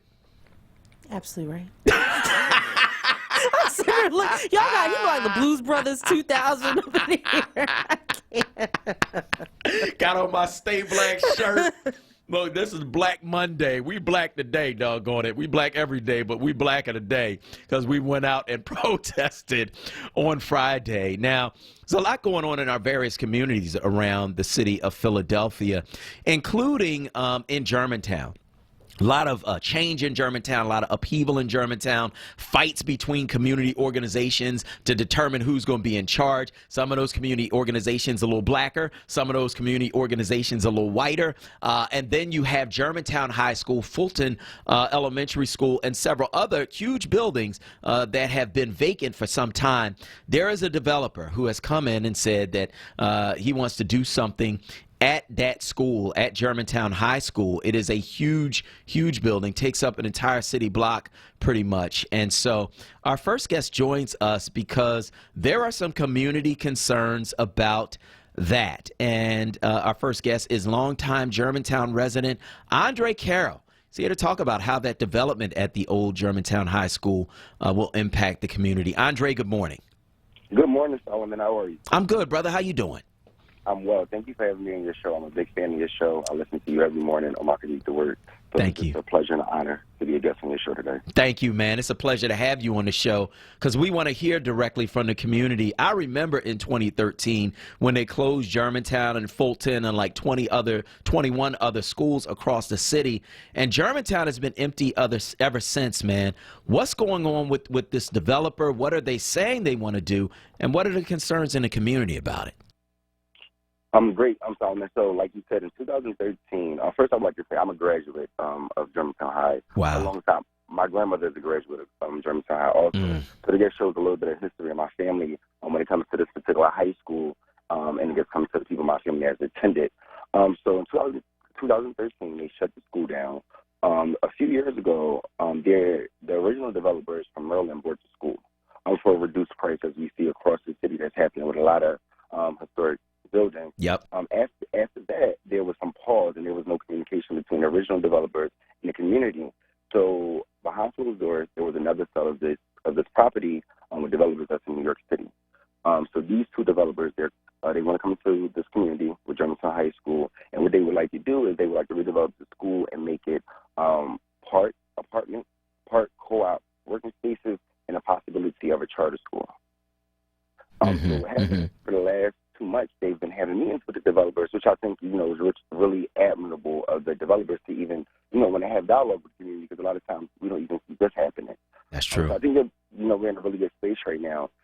So last Monday, there was the second meeting with the developers at St. James Memorial Church, and that was when I had the opportunity to attend the meeting, and also they handed out a graphic that laid out their plans for Germantown High.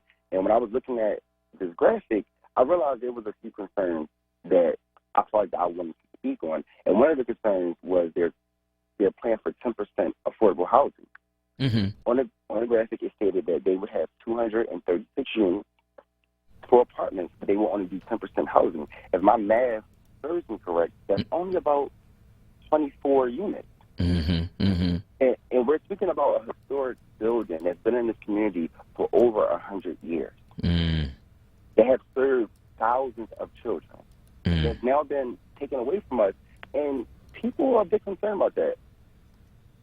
Yeah, and I guess they are, man. And one of the things that happens with development in a community is that if it's not inclusive from the beginning, it becomes gentrification, and it becomes the catalyst for pushing people out of the community. Is that one of the things that people in Germantown are concerned about? That definitely was some of the concerns of some of the attendees that was there, and that was the reason why the affordable housing thing was a really big part.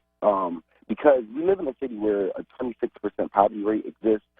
In this small community that I'm from, there's a $29,000 household annual income amongst us. So these are concerns. If you want to take a building like Germantown and take 234 units and turn it into apartments, first you need to look at how much is this going to cost. What is going to be the average cost for units? If we look across the city right now and we want to go over to West Philadelphia and we want to look at Bakken, the old West Philadelphia High School, which are, right to probably to the public, we see right there is a unit over there at the old West Philadelphia High Building, and for one bedroom is $1,700. We don't want that to happen here in Germantown. Yeah, I hear you. And so one of the things that I've heard about in Germantown and been concerned about is the battle between various community organizations there. There is a community organization that is mostly white, mostly newer people who have come to the community, and then there was a blacker organization that was there, and so which organization is representing what's happening in that community at this point? So, to my my understanding, that was my very first meeting. I'm not a part of any organization. I'm just a lifelong Philadelphia resident. I'm from the community, and I just went to the meeting as a concerned citizen. So to my understanding, the only organization that I know that's having any dialogue with these developers is the organization Power. Okay. But I don't know anything further than that. Okay. That communication. And Power, of course, the executive director is Reverend Gregory Holston, who is also the pastor of James Memorial United Methodist Church, which is right across the street from Germantown High School. So that would make sense that they would be involved in that. And so what do you see, man, as next steps? How did that meeting end, and were you satisfied as a longtime resident of the community with what was said? I was satisfied with the fact that the conversation will continue. There was a lot of things that was asked of the developers that wasn't fully answered when it comes to what market value are we going to assess these monthly costs for rent.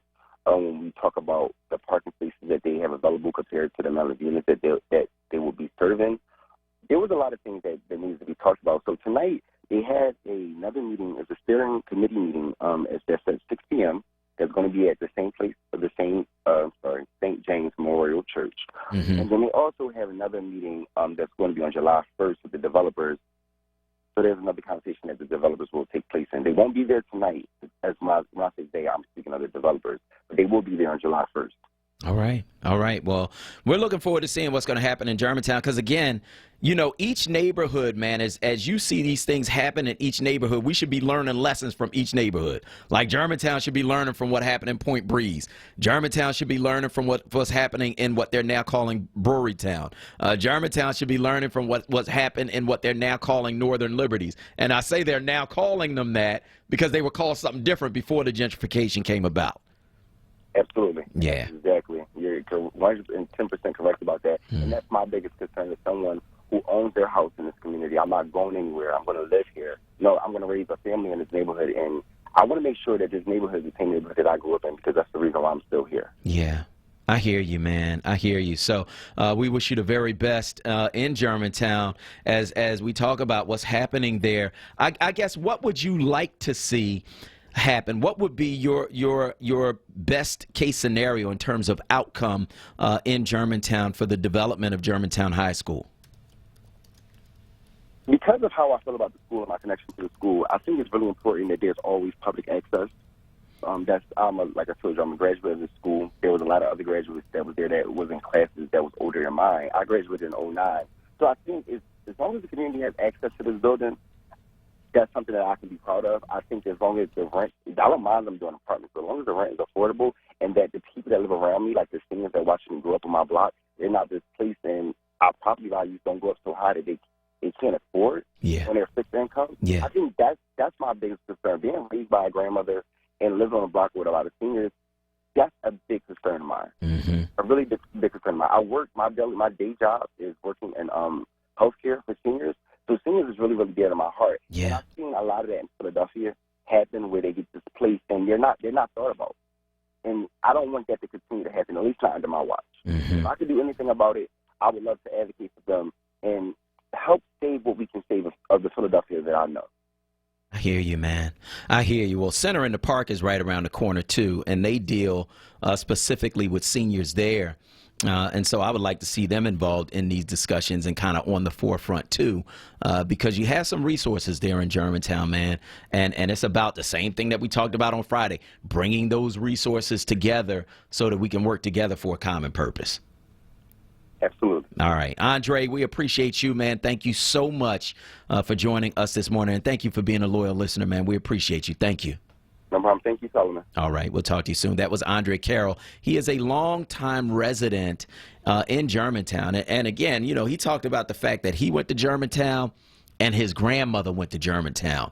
When they closed Germantown High School, Coesa, that high school was 100 years old. We're talking about generations of people who have a connection to that building and through that building have a connection to that community, a connection that really shouldn't be broken. Yeah, and you know, just the fact that you know, that you're right. There's history there, and you know, I hope at least that what I would like to see is that, you know, the building is preserved in some way, so that it continues to serve the community the way that it did for all of those students who came through it. You know, when we're talking about this conversation with gentrification, it does give me concern that there are only 10% of those of those apartments that would be for affordable housing, and so, you know, we can't let that happen. We really can't. And so I do hope that you know, the community is able to, you know, persuade them to do better. Yeah. Yeah, it has to be that. So I want to hear from you. Give us a call, 215-634-8065. That's 215-634-8065. And Germantown, not the only community going through this process, man, of gentrification, of deciding what's going to happen with these big buildings, of deciding how they are going to move forward as a community. There are communities all around this city that are going through the same thing. And so we want to hear from you, man. Give us a call, 215-634-8065. Is your community gentrifying? How are you being affected by it? Because we want to learn from what's happening in your community so that we can apply that knowledge in other communities across the city. That's the wonderful thing, man, about what we're doing, because it gives us the opportunity to hear from each other in ways that we might not be able to otherwise. You know, because if you can isolate folks, you know what I mean, then you don't know that the same thing just happened in South Philly. If you can isolate folks, you don't know that they just fought this successfully in East Oak Lane or in whatever neighborhood it is, right? But if you can bring people together and have people talk to each other and have people to learn from each other. Oh, so that's what you did? Well, I can do that too. Oh, there's a homestead exemption? Well, I can apply for that too. Oh, they have the long-time owner occupancy program? I can apply for that too, right? If we can bring people together, then we can take the knowledge that people have gained in other communities and apply them to our communities across the city. I want to hear from you. 215-634-8065 is the number. And, of course, we're also talking about the Rally for Justice that took place on Friday at police headquarters. 328-OUT, that is the hashtag, because we want all 328 officers who were involved in that foolishness. We want them out. Abdul from North Philly is on line one. Go ahead, Abdul. Hey, how you doing, Brother Solomon? Good, and you? All righty. We tried to make the event at the police headquarters the other day, but we were working, so when we got there, I think everyone was dispersing. So I definitely apologize for that. Okay. I wanted to touch on something as far as with Germantown High School. Mm-hmm. I'm actually alumni of Germantown High School, and my mother is actually alumni of Germantown High School. And we drove past the building last week. This was the funny thing. You're actually talking about it today. And we went to a few meetings when they were talking about getting rid of the property and selling the property and stuff like that. When we were going to those meetings, nobody was there from the community. And I'm not from that community, but I'm an alumni of Germantown High School. Mm-hmm. My aunt is as well, and she's heavy on the political realm. So she was there more than everyone. But right now, we're going at developers and contractors who are just working. Why didn't we have this urgency in the beginning? I'm trying to just figure that part out. And why wasn't there anything formulated for, for the people in the community to come out before the property was actually sold off or a decision was made to either let go or keep the property? So that was my question. Like, where was everyone at, and why do you believe that no one really probably stepped up until this point in time that we're at right now? Yeah, it's crazy, man. I think that part of what happens, man, is organization and infighting. And that's what happens in too many of our institutions, too many of our organizations. We fighting each other. You know what I mean? And so it becomes harder to organize.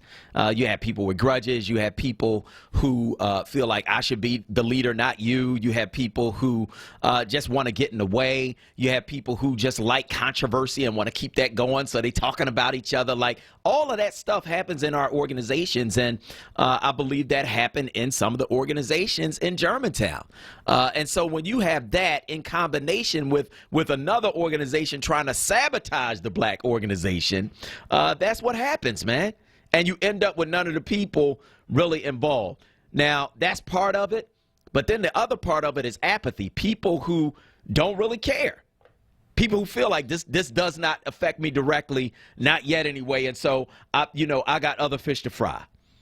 And we gotta learn how to be engaged. And I think you're absolutely right from the very beginning, before it gets to this point. Solomon, I was going to say, I have a company in Minnesota, so I'm like a dual resident of Philadelphia, of Pennsylvania and Minnesota. Yeah. When I was in Minnesota, the new development there, they always had a major portion for the people in the community. A friend of mine who lives in Minneapolis, he actually has a condo, and he's low income, and he's paying about like $400 a month or something like that. But he's in a nice building. It's like Brett Terminal with some condos over top of it where he stays. So they actually included the people that they gentrified in Minnesota. I don't know what we're going to do here, but I just want to touch on that, man. All right, man. Everything. You and Queesa, have a good one. You too, Abdul. We appreciate you, man. Thank you so much. This hour is brought to you by Power. Philadelphians organized to witness, empower, and rebuild. On the other side, it's What's Trending. I'm Solomon Jones. We'll be right back. Brothers and sisters! Don't miss The Source. Weekdays 10 a.m. to 1 p.m. on Word Radio. WordRadio.com and the Word Radio app. You'd think that making $1 billion profit would be enough, but 3 big out-of-state nuclear corporations want even more. They're demanding a handout at $500 million every year, paid for by hardworking Pennsylvanians like you. They call it fair compensation, but it's really just another corporate cash grab. You shouldn't pay more for your electricity to pad the profits of nuclear executives and shareholders. Text bailout to 52886 to tell legislators no nuke bailout. Paid for by Citizens Against Nuclear Bailouts. Be heard. Want another way to join the conversation? Follow us on social media using the hashtag onWURD. Be heard. Stay connected to Word Radio. Independent Black Media. Word family. Here's a deal from Dietz & Watson that you don't want to miss. Running today through Sunday, Dietz & Watson chicken breast is only $5.99 a pound at Brown's ShopRite. Stop in today and pick your choice of delicious maple and honey cured, bacon lovers, pepper and garlic, or glazed honey for the great price of $5.99 per pound. Dietz & Watson, it's a family thing. 1 week only, get yours today. Dietz & Watson, it's a family thing. Drive in with Solomon Jones. Drive home with Charles Ellison. This is Word Radio, 96.1 FM and 900 AM WURD. Philadelphia, independent Black media. It's Wake Up with Word, hosted by Solomon Jones. Good morning. Right now on Word Radio, 96.1 FM and 900 AM WURD.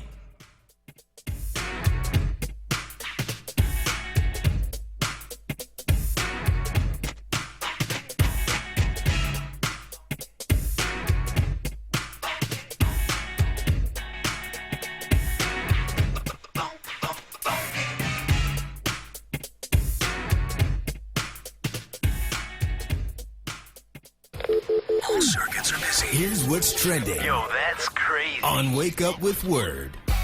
Michael B. Jordan presents exonerated Central Park 5 men with Courage Award. Michael B. Jordan told the men known as the Central Park 5 Friday that he cannot watch footage of the new series When They See Us without getting emotional and feeling like as a young black man he too could have faced a similar ordeal. Jordan praised the men for their perseverance and courage during a luncheon in which the American Civil Liberties Union of Southern California honored Netflix's series about their case. All right, and story number 2, Mexico's president crafted a show of political strength Saturday, summoning lawmakers to a rally near the U.S. border as he sought to turn his immigration concessions to President Trump into an improbable political victory. Trump's threat to impose punishing tariffs on Mexico provoked one of the most severe crises in years between the neighbors. And Governor Bill Haslam of Tennessee granted clemency on Monday to Centoya Brown, commuting her life sentence for killing a man who had picked her up for sex when she was a teenage trafficking victim. Miss Brown, who's 30 years old, will be released to supervised parole on August 7th, said Mr. Haslam, who will leave office later this month. She will have served 15 years in prison, and that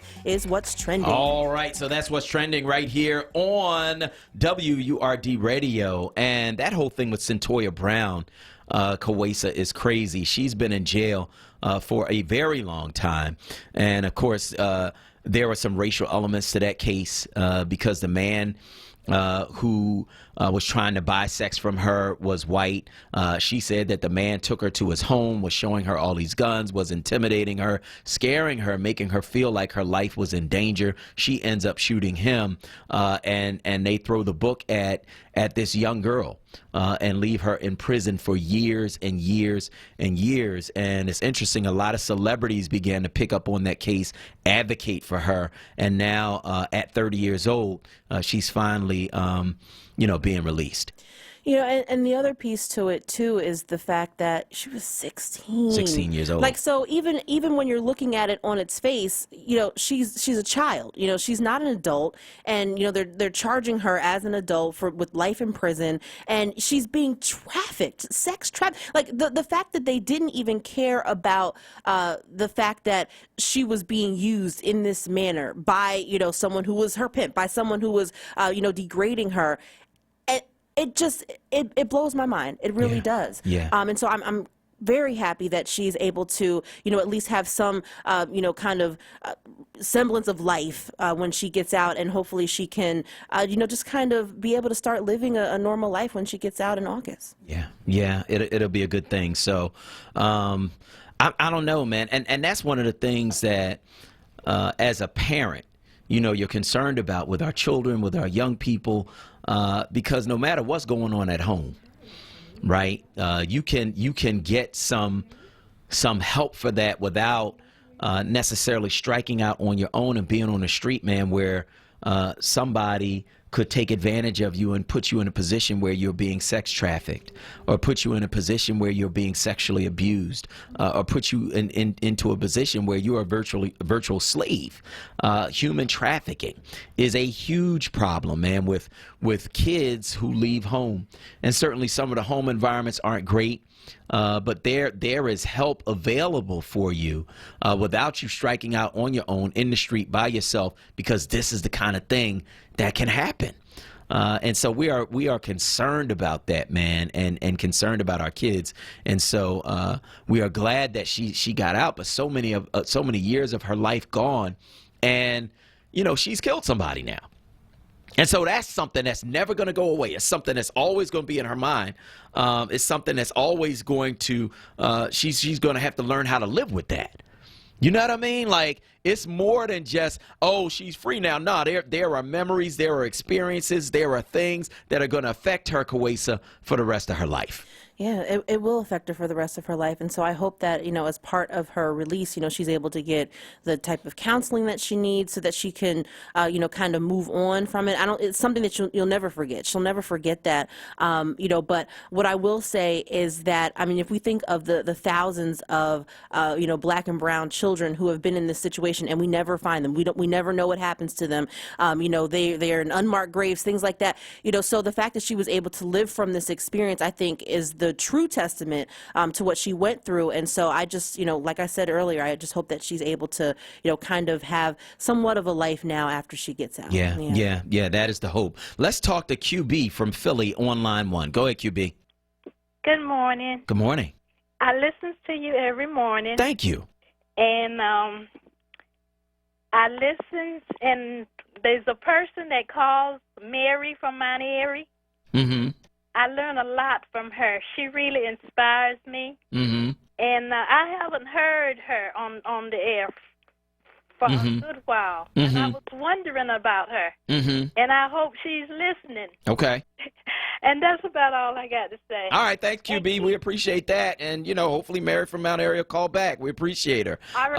Thank you so much. We appreciate your call this morning on WURD Radio. And we want to hear from you. Give us a call, 215-634-8065. That's 215-634-8065. That's the number you can call to get in on the conversation right here at WURD Radio, and let us know where you are on any of these things we are talking about on this morning's show. Of course, we are coming off the Rally for Justice, which took place on Friday at police headquarters.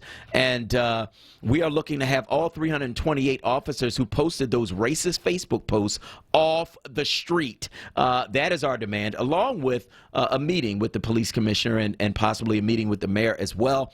We want a change in the culture.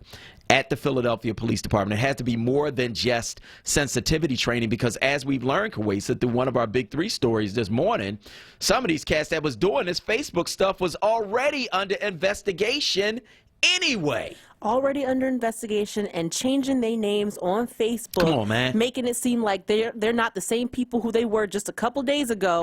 Making these racist allegations, comments, posts. Like, come on. What type of stupid do you need to be? I know, right? Like, the post didn't change. Like, you just changed the name. Exactly. Just foolishness. Like, what are you doing?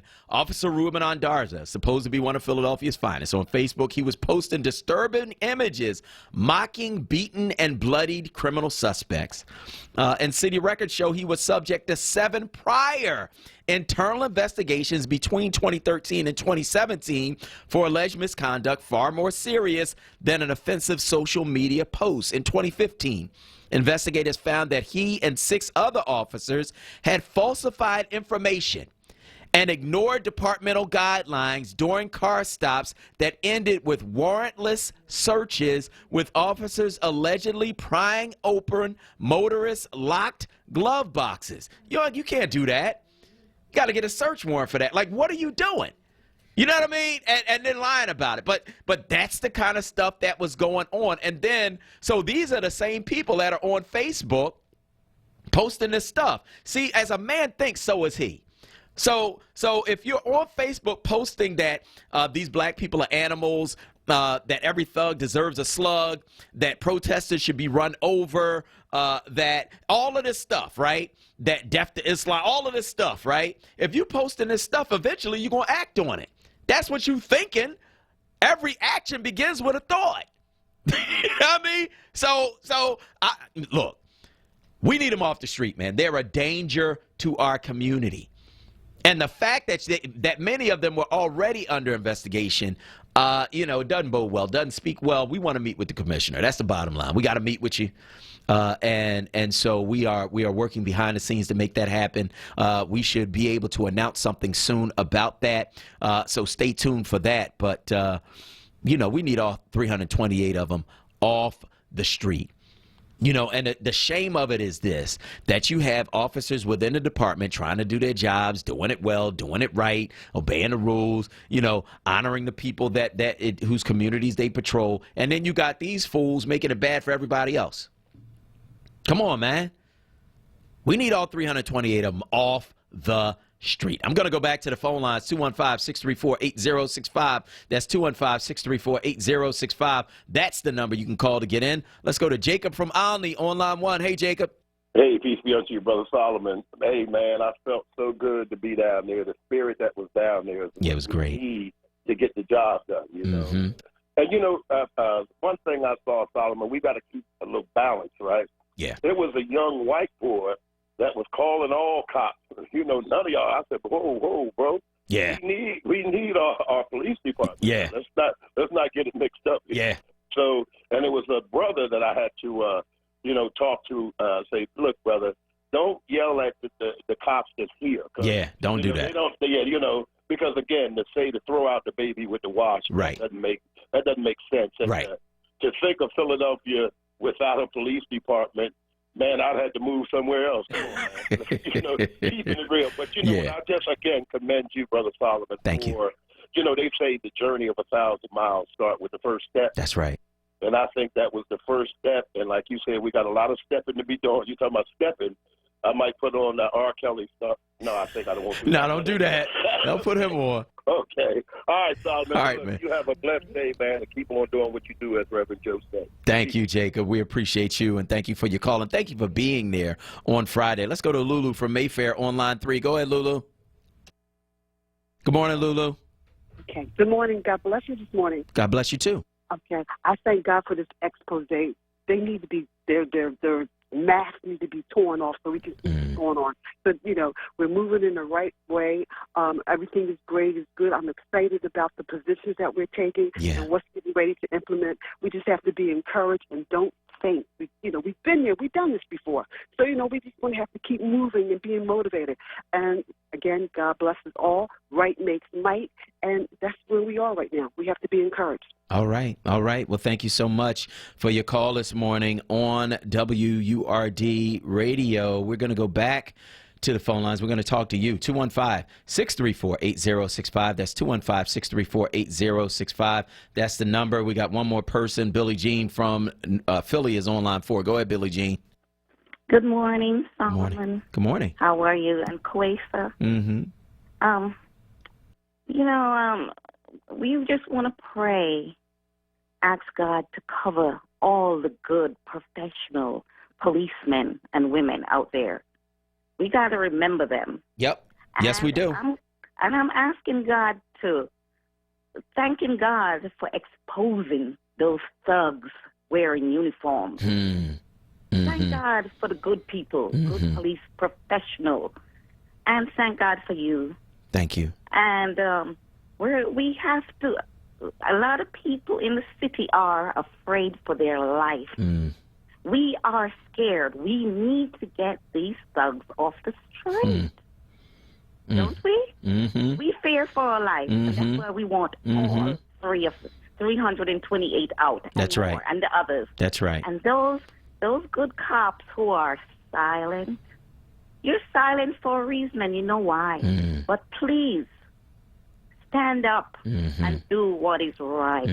I agree. We're not fighting down police officers. We love professionalism. We are paying you to be professional That's in right. your job. That's right. Be professional. Stop killing. Killing is against God's word. Do not kill. And I just want to ask God to cover you and Kwesa and all the people who are trying to stand up and make noise because we're scared. I work at night and I'm scared of the police officer thugs in a uniform more than a thief or someone who's going to hold me up. Wow. I'm scared. Yeah. Really. I hear you. I had to catch myself. All right. Thank you so much. Thank you. Thank you so much. We appreciate your call. We got to go to break, and on the other side, we're going to be talking with Dr. Tim Golden about some of the movements that have happened before and just putting them in context. Lawyer and critical race theorist Dr. Tim Golden on the other side. I'm Solomon Jones. We'll be right back. Reality Check. Reality Check. Hosted by Charles Ellison. Monday through Thursday, 4 p.m. till 7 p.m. Right here on Word Radio. 96.1 FM and 900 AM WURD. Streaming live on wordradio.com. Was that a contraction? Will I have a private room? Should I deliver with a doctor or a midwife? Can I try for a VBAC? How much weight should I be gaining? Is there a doctor on site? Is it time to push? How am I supposed to fit all of these appointments in? Can I still exercise? From prenatal care through delivery to postpartum support, including our Level 3 NICU for babies needing extra care. When you have questions, Einstein Maternity Care has answers. Make your appointment at 1-800-EINSTEIN. The Kimmel Center offers free arts education programs to schools across the region. Teaching artists visit classrooms to educate, engage, and inspire the next generation using creative learning experiences, and schools take trips to the Kimmel Center for live performances. The Kimmel Center is committed to educating Philadelphia's youth by providing access to quality arts. For more information, visit kimmelcenter.org.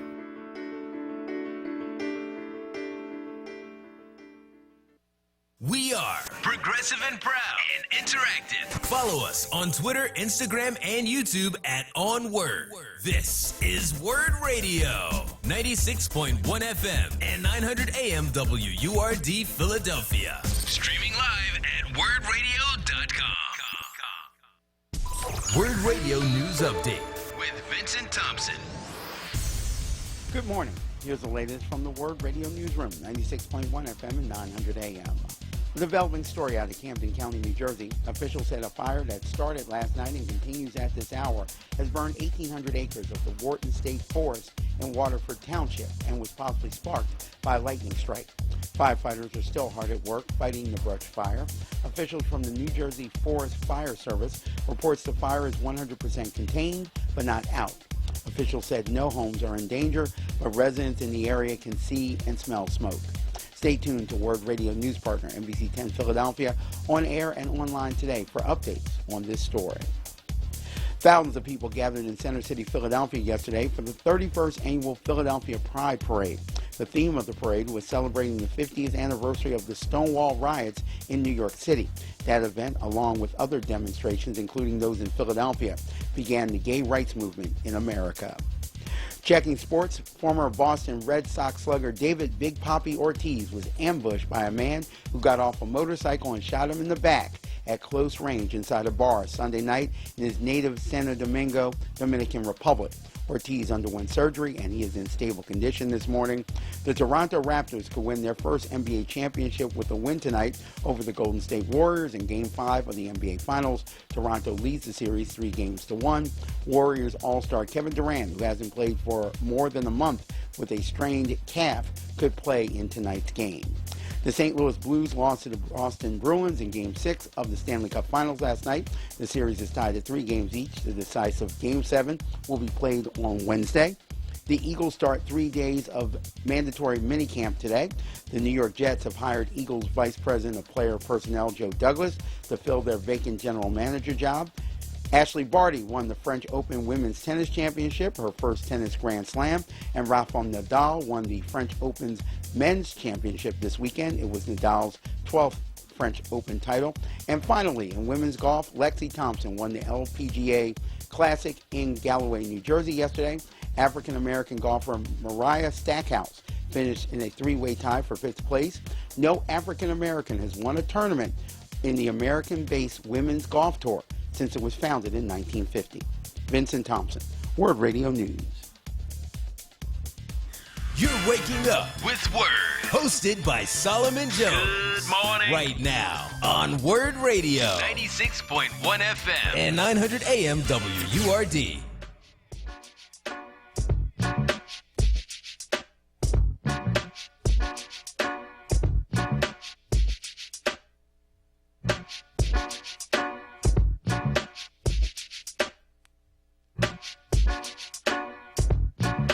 Good morning. This is Solomon Jones on 900 AM, 96.1 FM, WURD, and I want to welcome you back to Your Voice. Our next guest is Dr. Tim Golden. He is a lawyer and critical race theorist, professor of philosophy, legal studies program coordinator, and director of the Donald Blake Center for the Study of Race, Ethnicity, and Culture at Walla Walla University. For 20 years, he was a criminal defense attorney in Philadelphia and in the federal courts. Tim, good morning.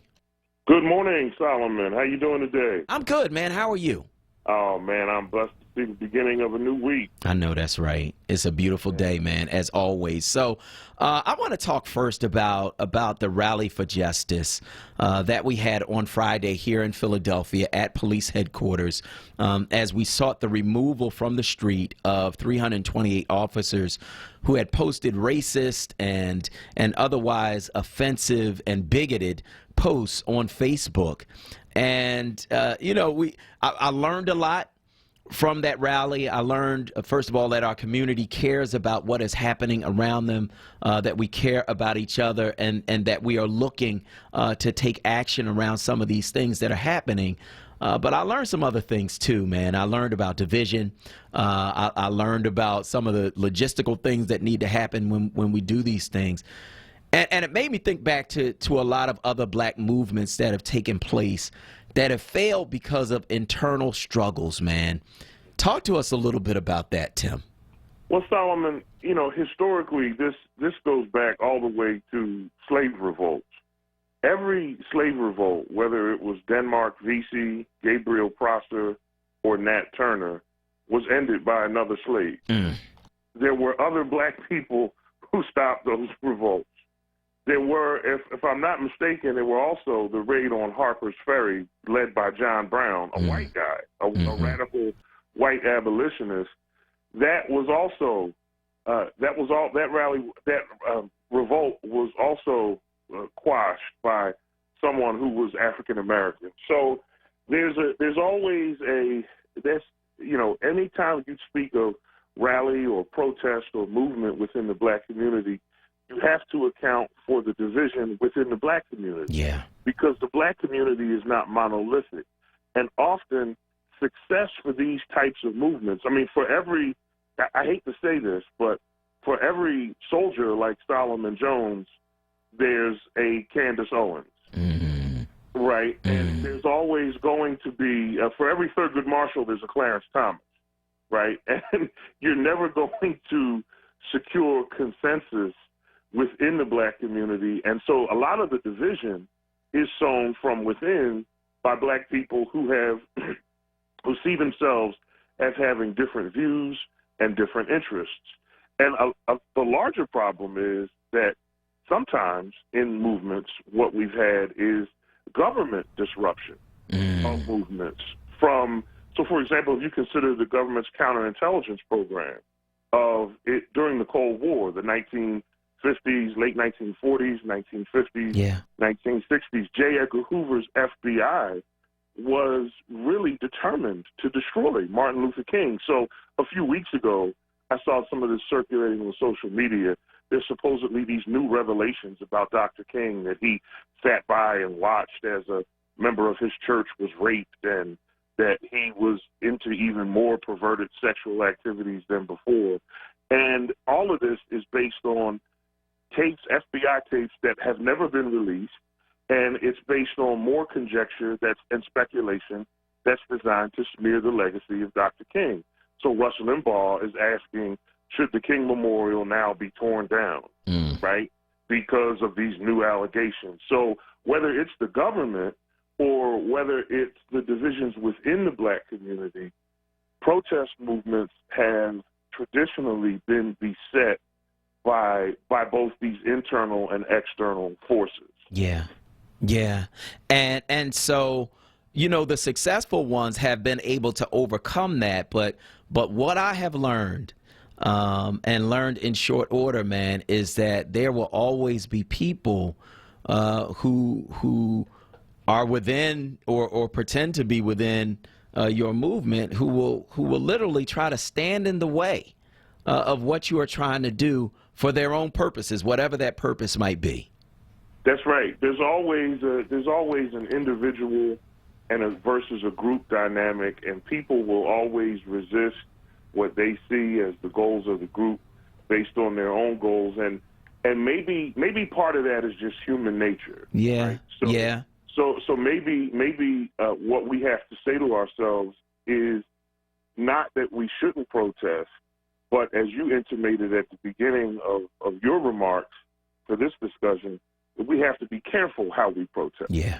And we have to be, from a logistical standpoint, we have to target, we have to select the right target, and we have to select the right allies. And some of our allies, and we have to understand that some of our allies might be white. And some of our enemies might be black. Right? That's right. What did Dr. King tell us? Don't judge anybody by the color of their skin. But by the content of their character. There's a lot of good white people out there who are soldiers, man.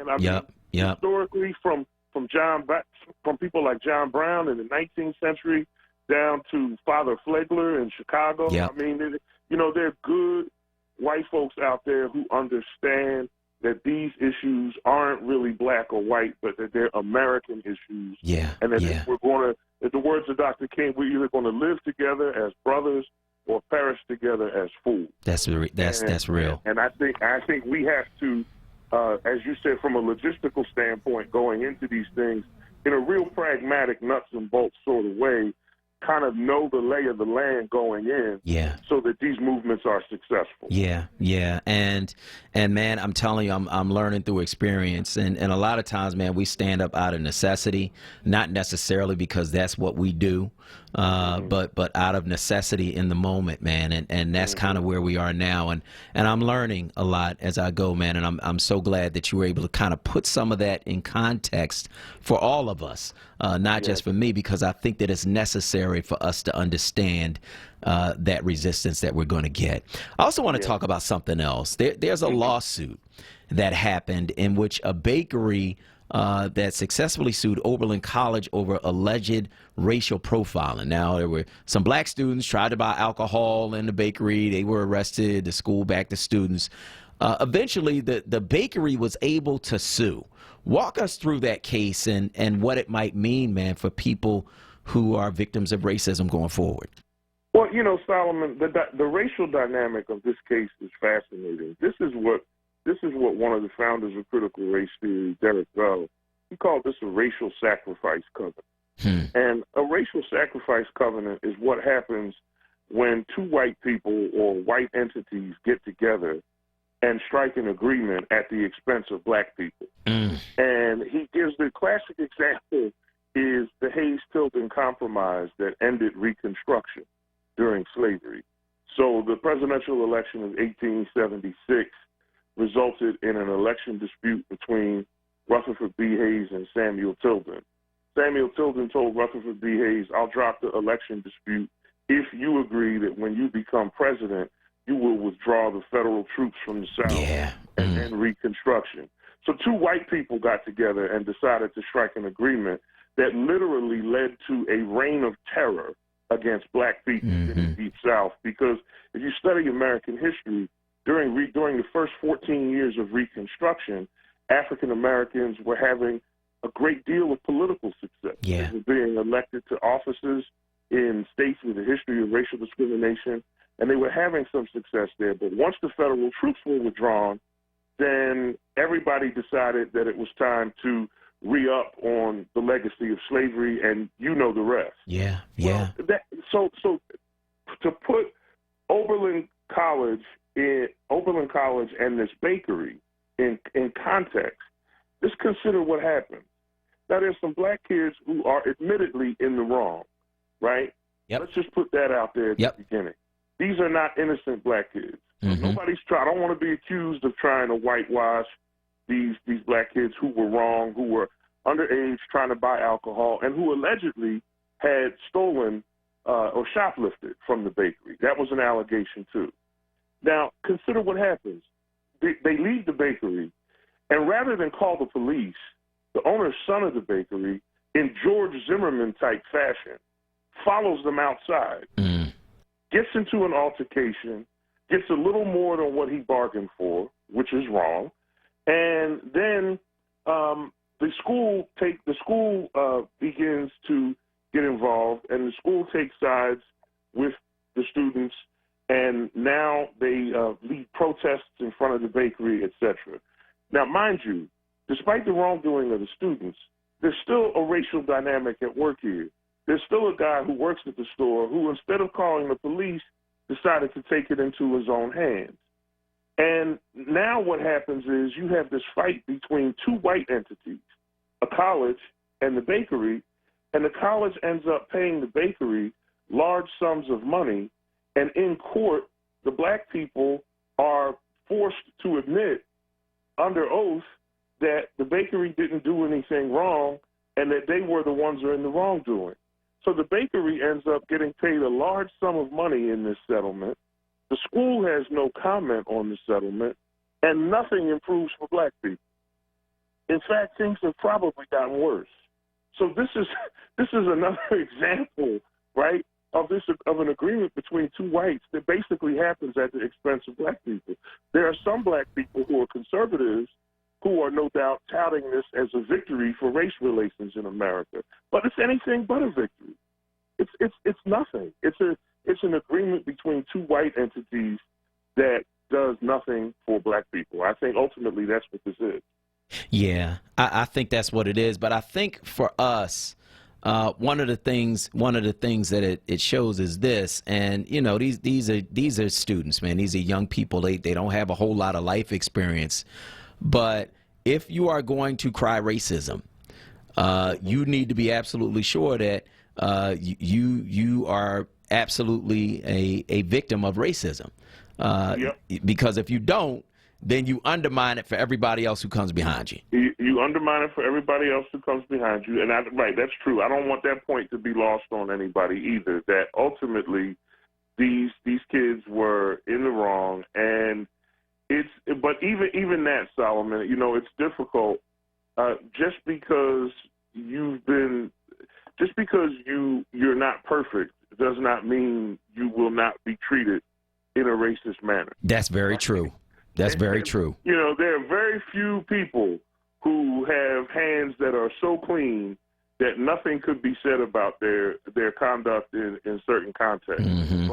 But in the end, you're right. A case like this will put a chilling effect on people. Hopefully, it puts a chilling effect on black people who openly do the wrong thing. Yeah, That's what you hope for, right? You don't want to see black people continue to do what is wrong and scream or cry racism. I don't like that phrase, cry racism. Yeah. But you understand where I'm coming from. I do. But at the same time, it's difficult. And I mean, this is where you understand some of the strategies of the civil rights movement, right? So people like Rosa Parks were selected.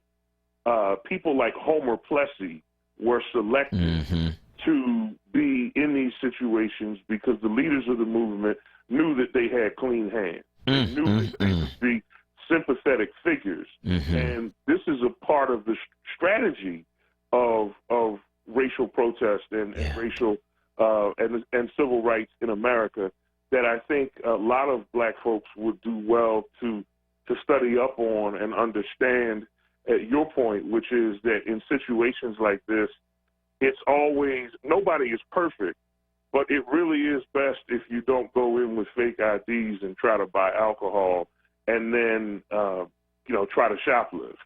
That's foolishness. That's not the best look in the world. So understand, that has to be attended to also. But in the end, this is just two white entities, and when you call white people racist, they get angry. Yeah. And they get angry, and in this case, not only did they get angry, they got paid, and they got paid to the tune of $11 million. That's right. I mean, this is a lot of money, right? That they've been paid, so they feel vindicated, especially in light of the fact that these black kids were admittedly in the wrong and doing things that were wrong, but that causes everyone to overlook the fact that again, they're followed out of the store, and there's an altercation. I mean, there's always these little microaggressions that are present in these situations, and so these situations are interesting for those reasons. But I think the lesson from the Oberlin College debacle with the bakery is, nobody's perfect, but you ought to have clean hands when you deal with these situations, for sure. Yeah, absolutely. Tim, I want to thank you so much for just your wisdom, man, and for sharing that with us this morning. We appreciate you.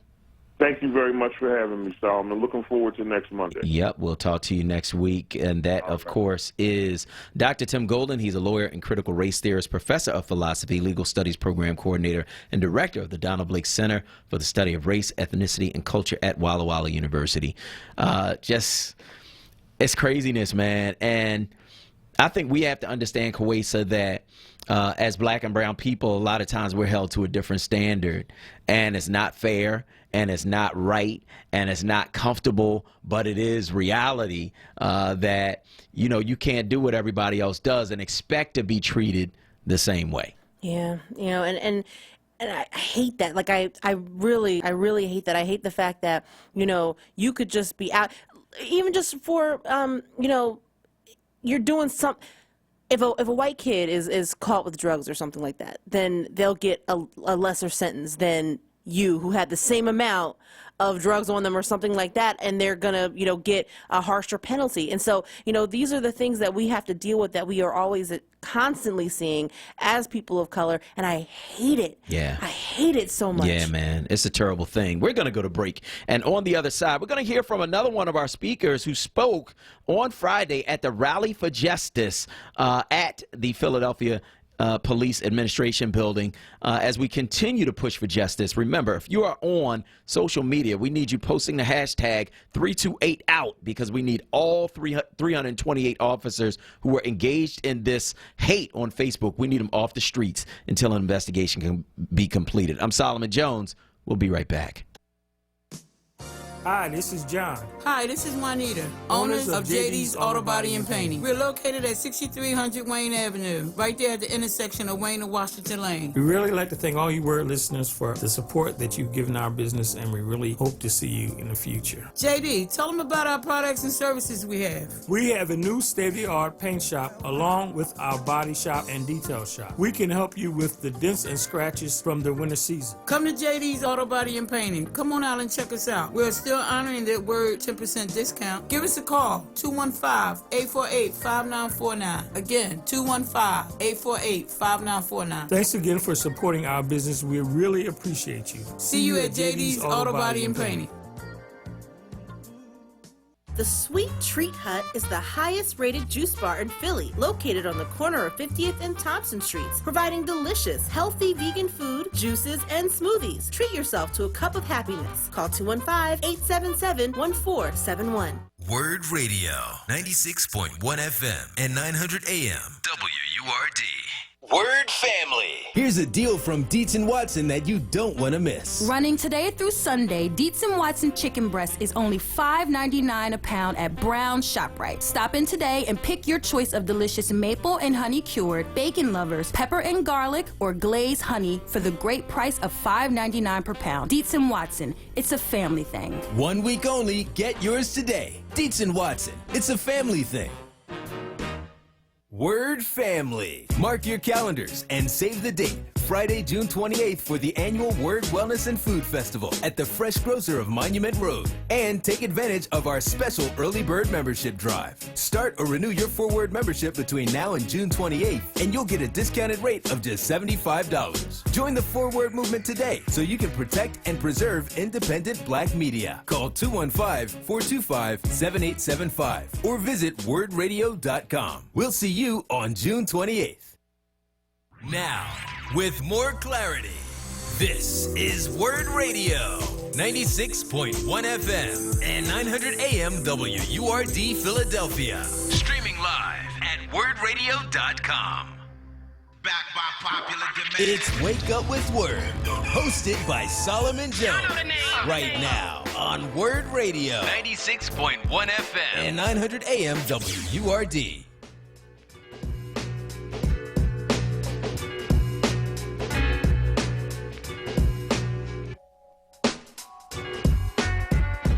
Good morning. This is Solomon Jones on 900 AM and 96.1 FM WURD, and we are back. And we're talking about the Rally for Justice. Took place on Friday at the Philadelphia Police Administration Building. Just beautiful to see our people come out and really talk about and stand up for justice in our community. We have police officers who are currently serving on the police force who are on Facebook posting racist and hateful material. Some of them had already been under investigation for things much worse than that and remain on the street. Our demand is that all 328 of those officers be taken off the street. And it was so great to see men and women, young and old, black and white, come together to really push that message. And so one of the people who spoke at that rally, one of the people who was selected to speak at that rally was Saudia Durant. She represents the Philadelphia Student Union, young mother in the Philadelphia area, and also a former intern here on Wake Up with Word. But this is what she had to say on Friday. Let's take a listen.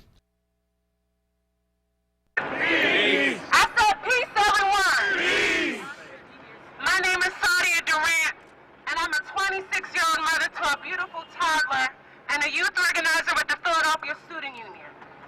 I proudly stand here today on behalf of countless black and brown youth across this city who experience daily struggles and trauma within their schools, but believe in the fight to demand high-quality education and accountability from decision makers. At PSU, we hear a number of disturbing stories of youth being forced to enter forced to enter buildings that feel more like prisons than schools. Classrooms that are under-resourced, overcrowded, no AC, little to no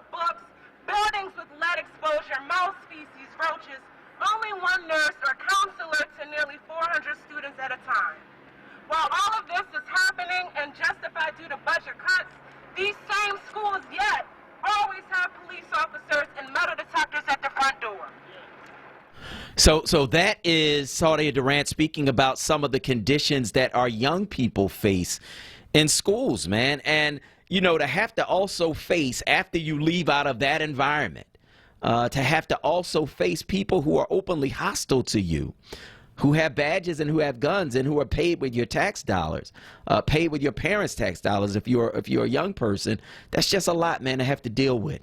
And it's not right, and they shouldn't have to deal with that. And that's one of the reasons that we stood up. We want to hear from you. 215-634-8065. That's 215-634-8065. That is the number you can call to get in on the conversation right here at WURD Radio and let us know where you are on any of these things we have talked about on this morning's show. We're going to go to the phone lines and we're going to talk to you. 215-634-8065 is the number. That's 215-634-8065. Let's go to Kasahu from North Philly on line 1. Good morning, Kasahu. Good morning, General. How you doing, man? I'm doing great. That's good. My connection to the thing was I was talking to a lot of the politicians that came out, and I had asked them that how do they feel with egg on their face, because the black community has been telling them for almost 30 years what was going on inside the police department. Mm-hmm. And their silence for 30 years has come to fruition now. We got actual proof, and we had to get it from somebody else, what we've been saying for over 30 years.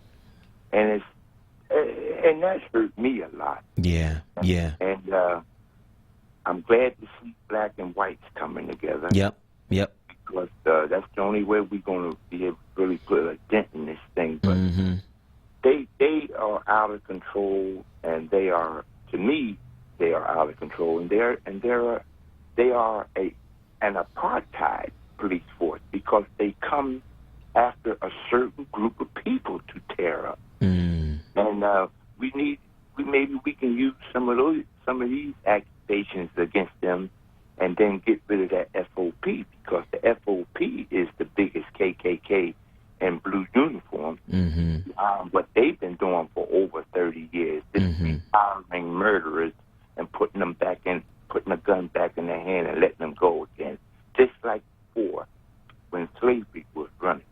But I like that movement called, I didn't think it was going to be so hot, but I'm going to tell you, I got out there with it, and I really loved it, and this is what we need to do every day. And lastly, Solomon, another part that hurt me is that we haven't unified yet. I mean, we all brown. Unified because we're all brown, so that we can have a viable voice amongst ourselves. We need to have a new agreement amongst ourselves. Start treating each other humanely, because we're family. And so that we can be disagreeable in private, and united in public. Because I'm tired of this. We got too much power amongst ourselves. And so with that, I want to say thank you for taking my call, and keep that good work going, because I'm telling you, I got up there in age, but I'm going to tell you, you guys coming up behind me, y'all ain't no joke. Thank you, man. We appreciate you, Kasahu. And thank you for being out there, man. It was great seeing you as always. Sister Green from South Philly is on line 3. Go ahead, Sister Green. Hi, Solomon. I just want to say it was great seeing you, taking on that cause, and as an activist, the one activist, you got to keep forward, because, we've had a lot of naysayers in our fight against gentrification. If you feel passionate about it, and you got to make a wrong right, keep it moving. But just quick, I just want to talk about something real quick. We are calling because we want to appeal to Councilman Johnson. He put in a bill for a developer to start building a New York-style Manhattan-type condominiums at our shopping mall at 23rd and Pashock and those in South Philly. We want him to pull this bill. There's been no meetings with the black community. and everything. And the bill is going through, and this is 2 weeks after the black community supported him for re-election. We're saying, why would you do this to us? And so we're going to the Planning Commission tomorrow, and by Wednesday, the bill is at the Rules Committee. We're asking to pull this and let the black community, mainly the black community, shop down here. A lot of the white community has not shopped down there, and we cannot have 5 complexes of luxury apartments and condominiums down there. We want to try to talk with him and the developer, and I hope that he's listening and that he will come and meet with us and pull this and don't push this through right now because this will be major in terms of gentrification, in terms of Wilson Park, PHA housing. We have 3 buildings for senior citizens where they shop over there, and it would just really be a high displacement, and it's not a good move for us. So I'm hoping that, and we want people to come down Wednesday to City Council at 10 a.m. and let Councilman Johnson and City Council to tell them do not push through this bill for this developer to change our shopping mall into a high-end residential complex. Thank you. All right, Ms. Green, we appreciate your call this morning at WURD Radio. Let's go back to the phone lines and talk to Tony from North Philly on line 1. Go ahead, Tony. Good morning. Morning. Solomon and illustrious Queen Croatia, my sister in the struggle. Good morning. Good morning. Solomon, I was at the rally, and it was beautiful. Thank you, brother. Like the sister said in the bus boycott, she said, my feet were tired, but my soul was rested. Good to see egg on those police face. And Solomon, but here's what I'm always thinking about. And until we learn to use our economic power, like the very stores that we spend $1. Now, the bus boycott, those people, they only spent the price of a bus fare. So it's not about a lot of money. It's what we spend every day in these dollar stores to the people we buy our cereal and our sneakers and jeans from. These are the people that are funding all of the gentrification to the developers and our politicians. And we let them know that we're gonna stop funding them with our 1.6 million. Tony, I keep asking you this, and I just need to ask you this, brother.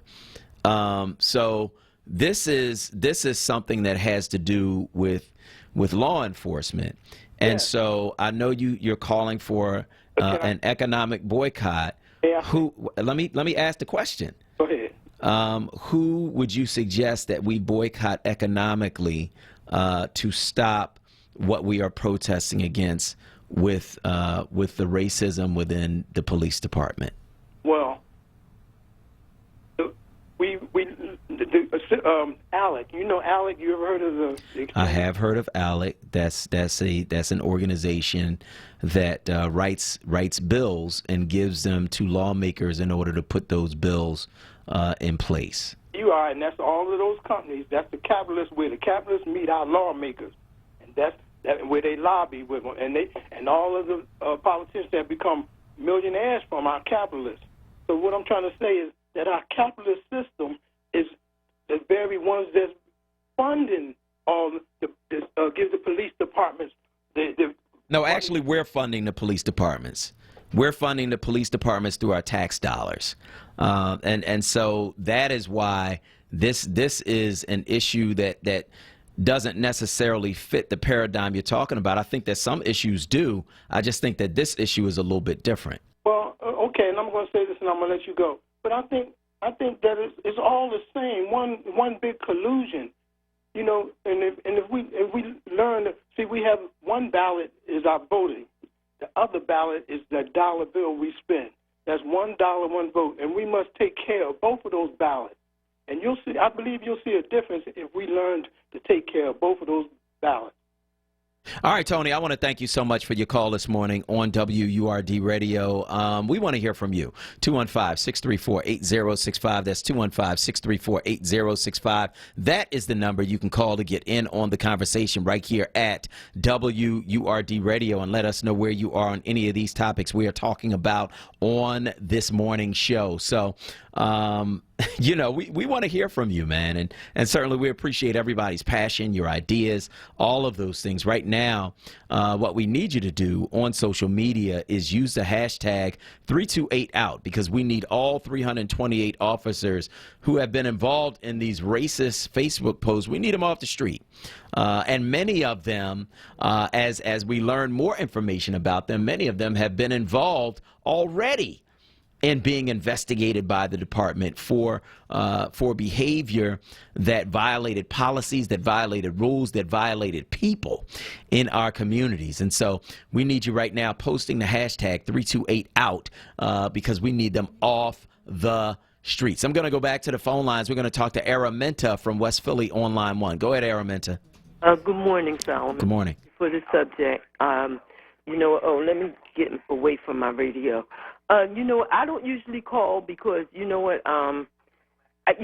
know you'll start fast talking and talking over me. That's what I feel, okay? So just, well, I'm sorry that you feel that way. You haven't even said anything yet, so go ahead and make your statement. Okay, just try to be patient with me. I'm trying. I agree with the previous caller because everything, if you listen to Dr. Claude Anderson and some of the other think tanks, everything boils around economics, even the situation with the police, which I'm so grateful for having the rally. I was unable to be there, but I'm keep listening because I'm waiting for the next, walking instructions or marching instructions, okay? But everything is connected to economics. We have to figure out what we're going to do with our dollars because our dollars are keeping the city running. You know what? And yes, the bus boycott, that was one thing, but that's something that we have a lot of trouble agreeing on. And I think if we were ever able to just target one company, one thing, because, in some way, everything is connected. And it all will go back to, the dollar. Let your dollar holler. Okay, well, tell me what company we could protest against that would stop the police from doing the things that we do not like. It might not directly stop the police, but it would send a message to the city. And the police are city employees. Right. Okay, so that's all I'm saying. It would send a message to the city that, no, we could shut down one store, one company. You know what? Even if you don't shut them down, because you don't want people to lose their jobs, but it will make them pay attention and, give you something to take to the table. Okay. Araminta, I want to thank you so much for your call this morning on WURD Radio. We are pursuing a strategy for this. That's not the one that we've chosen to this point, but we are certainly open to suggestions. But there is a strategy, and so make no mistake about that. And so you will hear more about it as we move forward. But I want to thank you so much for your call and for making that point. Eugenia from South Philly is on line 3. Go ahead, Eugenia. Yes, good morning. I was unable to attend that rally, but my spirit was there, and I certainly was praying for you guys there. But I just heard Miss Green just call. I do live in South Philadelphia, and I do shop at that shopping mall. And I just just want to employ the people of South Philadelphia to please come out to that hearing because we cannot let them pass this, Kenyatta pass this bill through because we won't have a shopping mall to shop at down at that Point Breeze area, 24th Street. And so they do have a hearing a Wednesday on June the 12th. And we do need the people to come out. They must come out in South Philadelphia because, again, I was just listening to her. I didn't know down at the Wilson homes that they had those senior complexes there. That's where they shop at. They won't have any place to go. Okay. So please come out to that hearing. And I hope Kenyatta is listening. Thank you so very much, Solomon. You're welcome. God bless you and all your endeavors. Thank you. We appreciate your call this morning on WURD Radio. We're going to go to break, and on the other side, we should be talking to our next guest. Carl from Germantown is on hold. We're going to get to him first. I'm Solomon Jones. This is WURD. We'll be right back.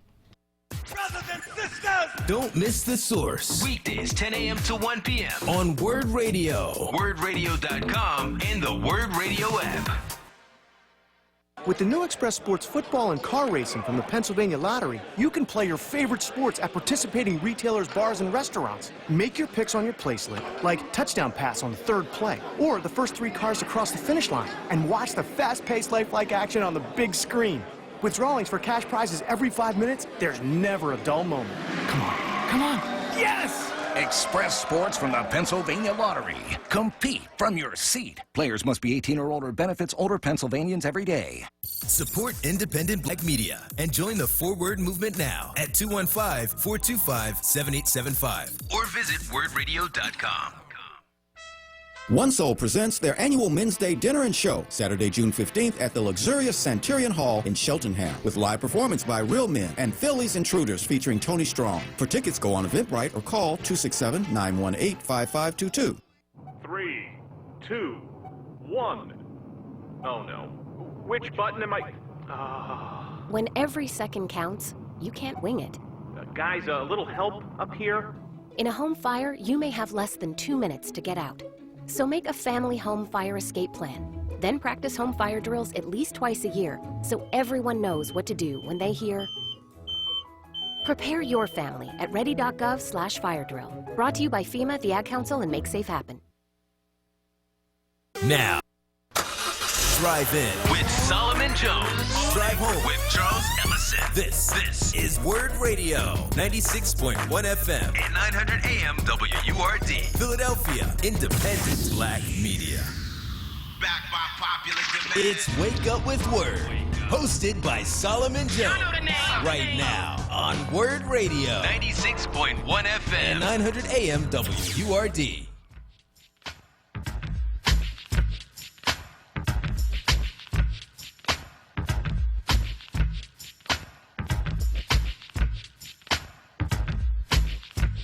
Good morning. This is Solomon Jones on 900 AM, 96.1 FM, WURD. And we're taking your calls at 215-634-8065. That's 215-634-8065. We're talking about a number of things this morning, including our big three stories, which are story number one, our charter school closures in Philadelphia disproportionately affecting schools that are run by black and brown people. It sure looks that way because 9 of the 14 Philadelphia charter schools that have closed or agreed to close over the last 5 years, if they didn't meet conditions, were run by black and brown people, according to district official. Story number 2, 10 Philadelphia police officers have been relegated to desk duty following the release of a database of racist and violent Facebook posts allegedly linked to almost 330 city cops. And apparently many of these cops were already under investigation for doing other stuff like what they were talking about on these post. Story number 3, all power to the people. That's right. We were out on Friday at the Rally for Justice at the Philadelphia Police Headquarters. It made national news. It was on the CBS Evening News on Friday, as well as being covered by various media outlets here. But it is really about making sure that we get what we want. We have called for a meeting with the mayor and with the Philadelphia Police Commissioner and should be able to announce something about that fairly soon, so stay tuned for that. We got a guest coming up, but before we get to him, we're going to get to a caller. He's been waiting, and that is Carl from Germantown on line 4. Go ahead, Carl. Good morning, Solomon. Good morning. Queen Croatia. I would like to say there is a relationship between politics and money. Other callers have said that brought that point. When I hear the term, yeah, I know that, but let me just say this: people are calling for economic boycott of the police. Who do you boycott economically when it's the police? Who is it? Give me the company, and we'll consider who. So who do you boycott? Oh, I'm not talking boycott. Okay, but I'm talking about aimed expenditure of your money. Mm-hmm. And one of the things I heard you say and other hosts say also is community. Community implies ownership. When I go a mile in any direction in which I live here in Germantown, out of 500 different businesses that I've seen about, besides the hair salons and barbershops, I've seen about 4 or 5 out of about 500 businesses. So therefore, in essence, we don't have a community. In fact, we have a neighborhood. Yeah, I don't believe that, bruh. Well, I don't believe that. Where are the? I don't believe that we don't have a community. A community implies ownership, and we're all. No, community comes from the root word commune, which means people coming together. So, I don't know what you're talking about. Well, I'm just reading. I'm looking at the definition right now. A group of people living in a particular local area, right, that implies ownership. whereas a neighborhood is just a particular region or a geographic area. Yeah, I think that you're. No, it's not mine. I'm reading it out. I'm not talking about. I'm talking about you saying that black people don't have a community. I think diminishes who we are in the places where we live. That's what I think. Well, that's the truth, though. But anyway, yeah, I don't think it is. I don't think it is. I think that's your opinion, and you are certainly entitled to your opinion, but that doesn't mean that your opinion is the truth. It's not an opinion, sir. I'm reading it is an opinion. Out of the dictionary. It is an opinion. Who wrote the definition? Was it you? Was it anybody black or brown? So therefore, you're basing your opinion on a definition written by somebody who's not from our community. Okay. Okay. Anyway, as we go on, I also like to say because of the lack of control of the money, there's control that implies everything else. And when we rally and march, we've been doing that for so long, and the same thing over and over and over again. I think that with, put it this way, if I were to run for any public office, I'm not going to be able to make it without any money. Let me ask you this, bro. Were you there on Friday? No, sir. Okay, so in other words, so you calling and saying we've been rallying and marching for years, but so that's when we actually come together to actually do something, you're not there, and you calling to critique it? Because I see the results of progress. You haven't seen anything yet. What just happened on Friday? I'm not just talking about this. Come on, man. Anyway, come on, bro. You're not going to let me speak. So no, I'm going. No, go ahead. Okay, as I was saying, those things are important. Now, if we could control what we spend, and I'm not talking boycott per se, but if we control what we spend, and then we'll have an impact and people listen. Right now, this howling and rallying is very passive. All right, thank you for your call. I ain't trying to hear it because here's the thing, right? The main people who want to be critics are the people who ain't doing nothing. They pontificating on the phone like, come on, man. Come on, bruh. You know what I mean? And that's part of what happens, man, in our, and I'm going to call it this, community, right? When you have people taking pot shots that won't participate in what you do. You have people taking pot shots who they got a better idea. They ain't doing nothing, right? But they got a better idea. And then want to say, oh, there's no results. Well, how do you know? We haven't even, we made some demands, and we are on the cusp of making some announcements about those demands. So you don't even know what the results are yet, but you're saying that there are no results. Miss me with that. We're going to talk to our guest who has been waiting patiently on the line, and he is joining us now, John Powers. He serves as counsel in the Voting Rights Project, where his work focuses on voting rights litigation and election protection efforts. Good morning, Mr. Powers. How are you? I'm doing great. Thank you for having me on. Yep. It's a pleasure. So what's going on with absentee ballots and the deadlines? Yeah. Well, for those of you who've lived and worked in Pennsylvania and Philly, you probably already know that the absentee ballot system is broken. And that's a problem created by the lawmakers who have created a system where you have tons of absentee voters who are trying to apply for absentee ballots. They do everything right.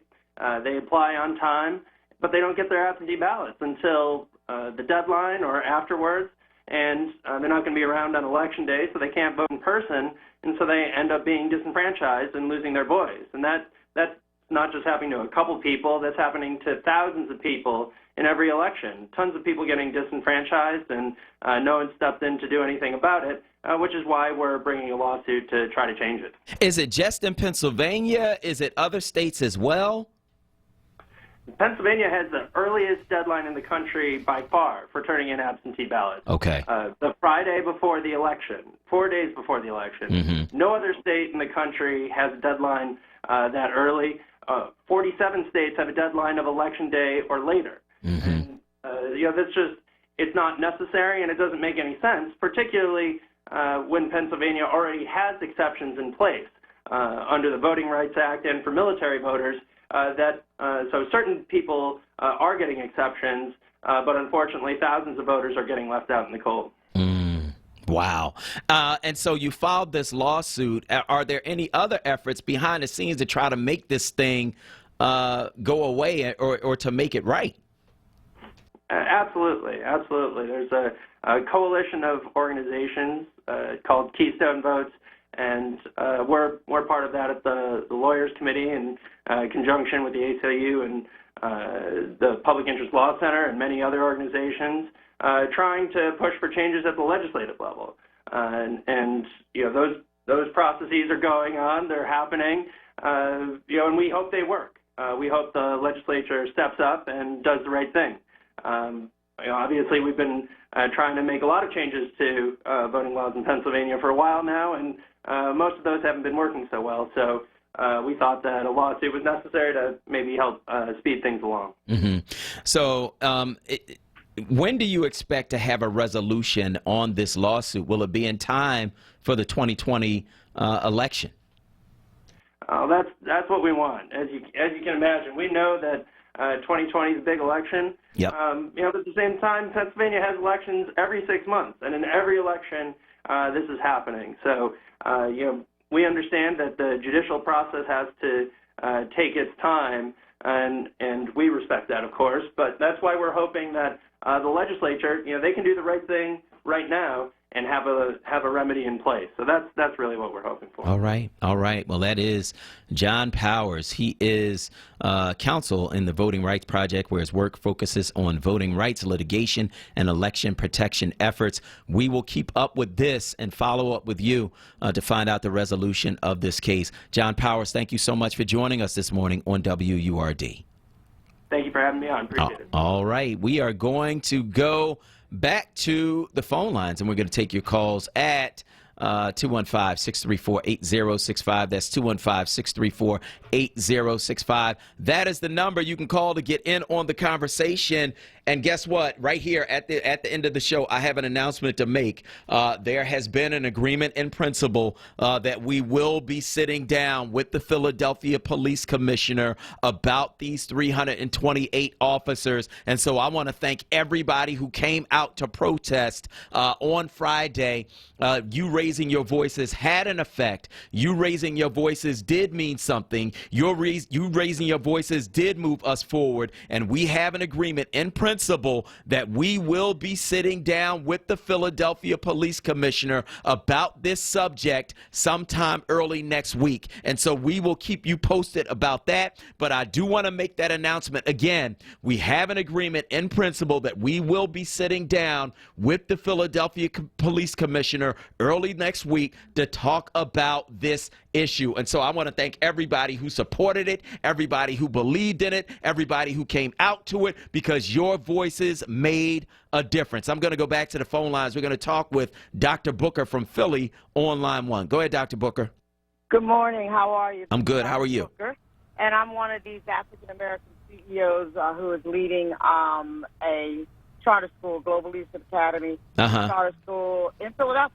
Mm-hmm. And I just want to make a comment on the article that was in the paper yesterday, and this is a serious matter.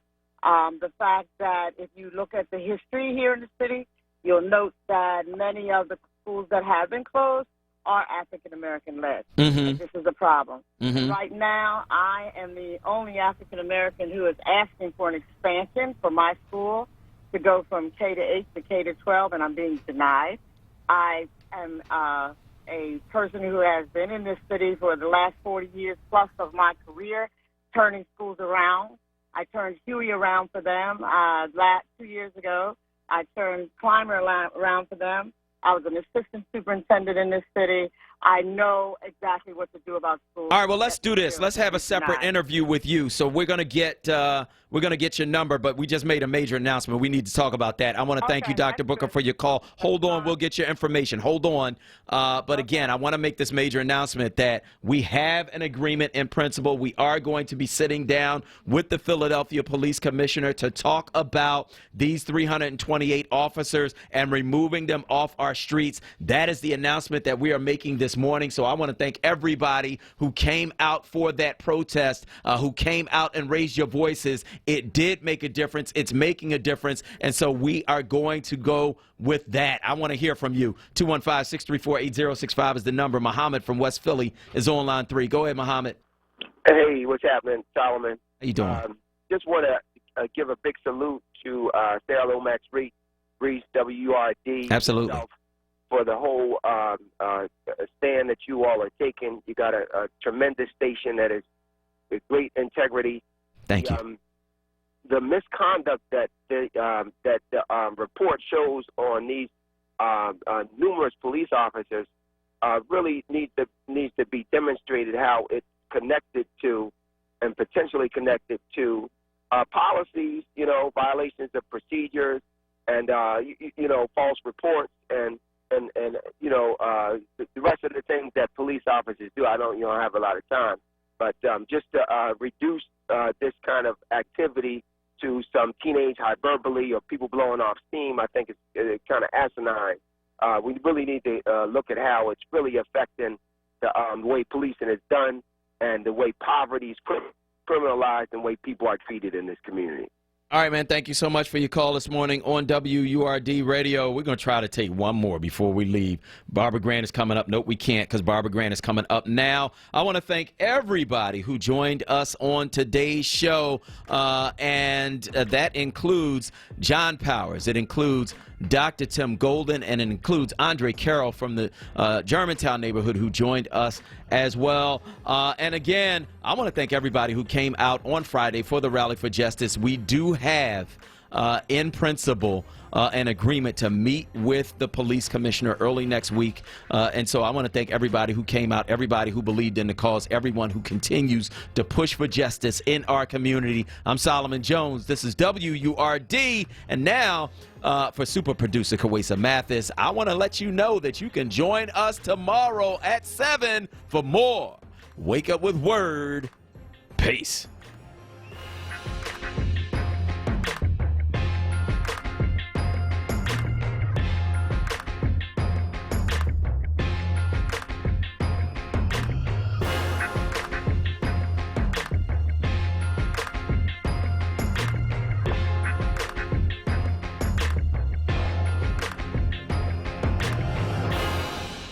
Listen to Word Radio on the go with the Word Radio app. Search for WURD in your favorite app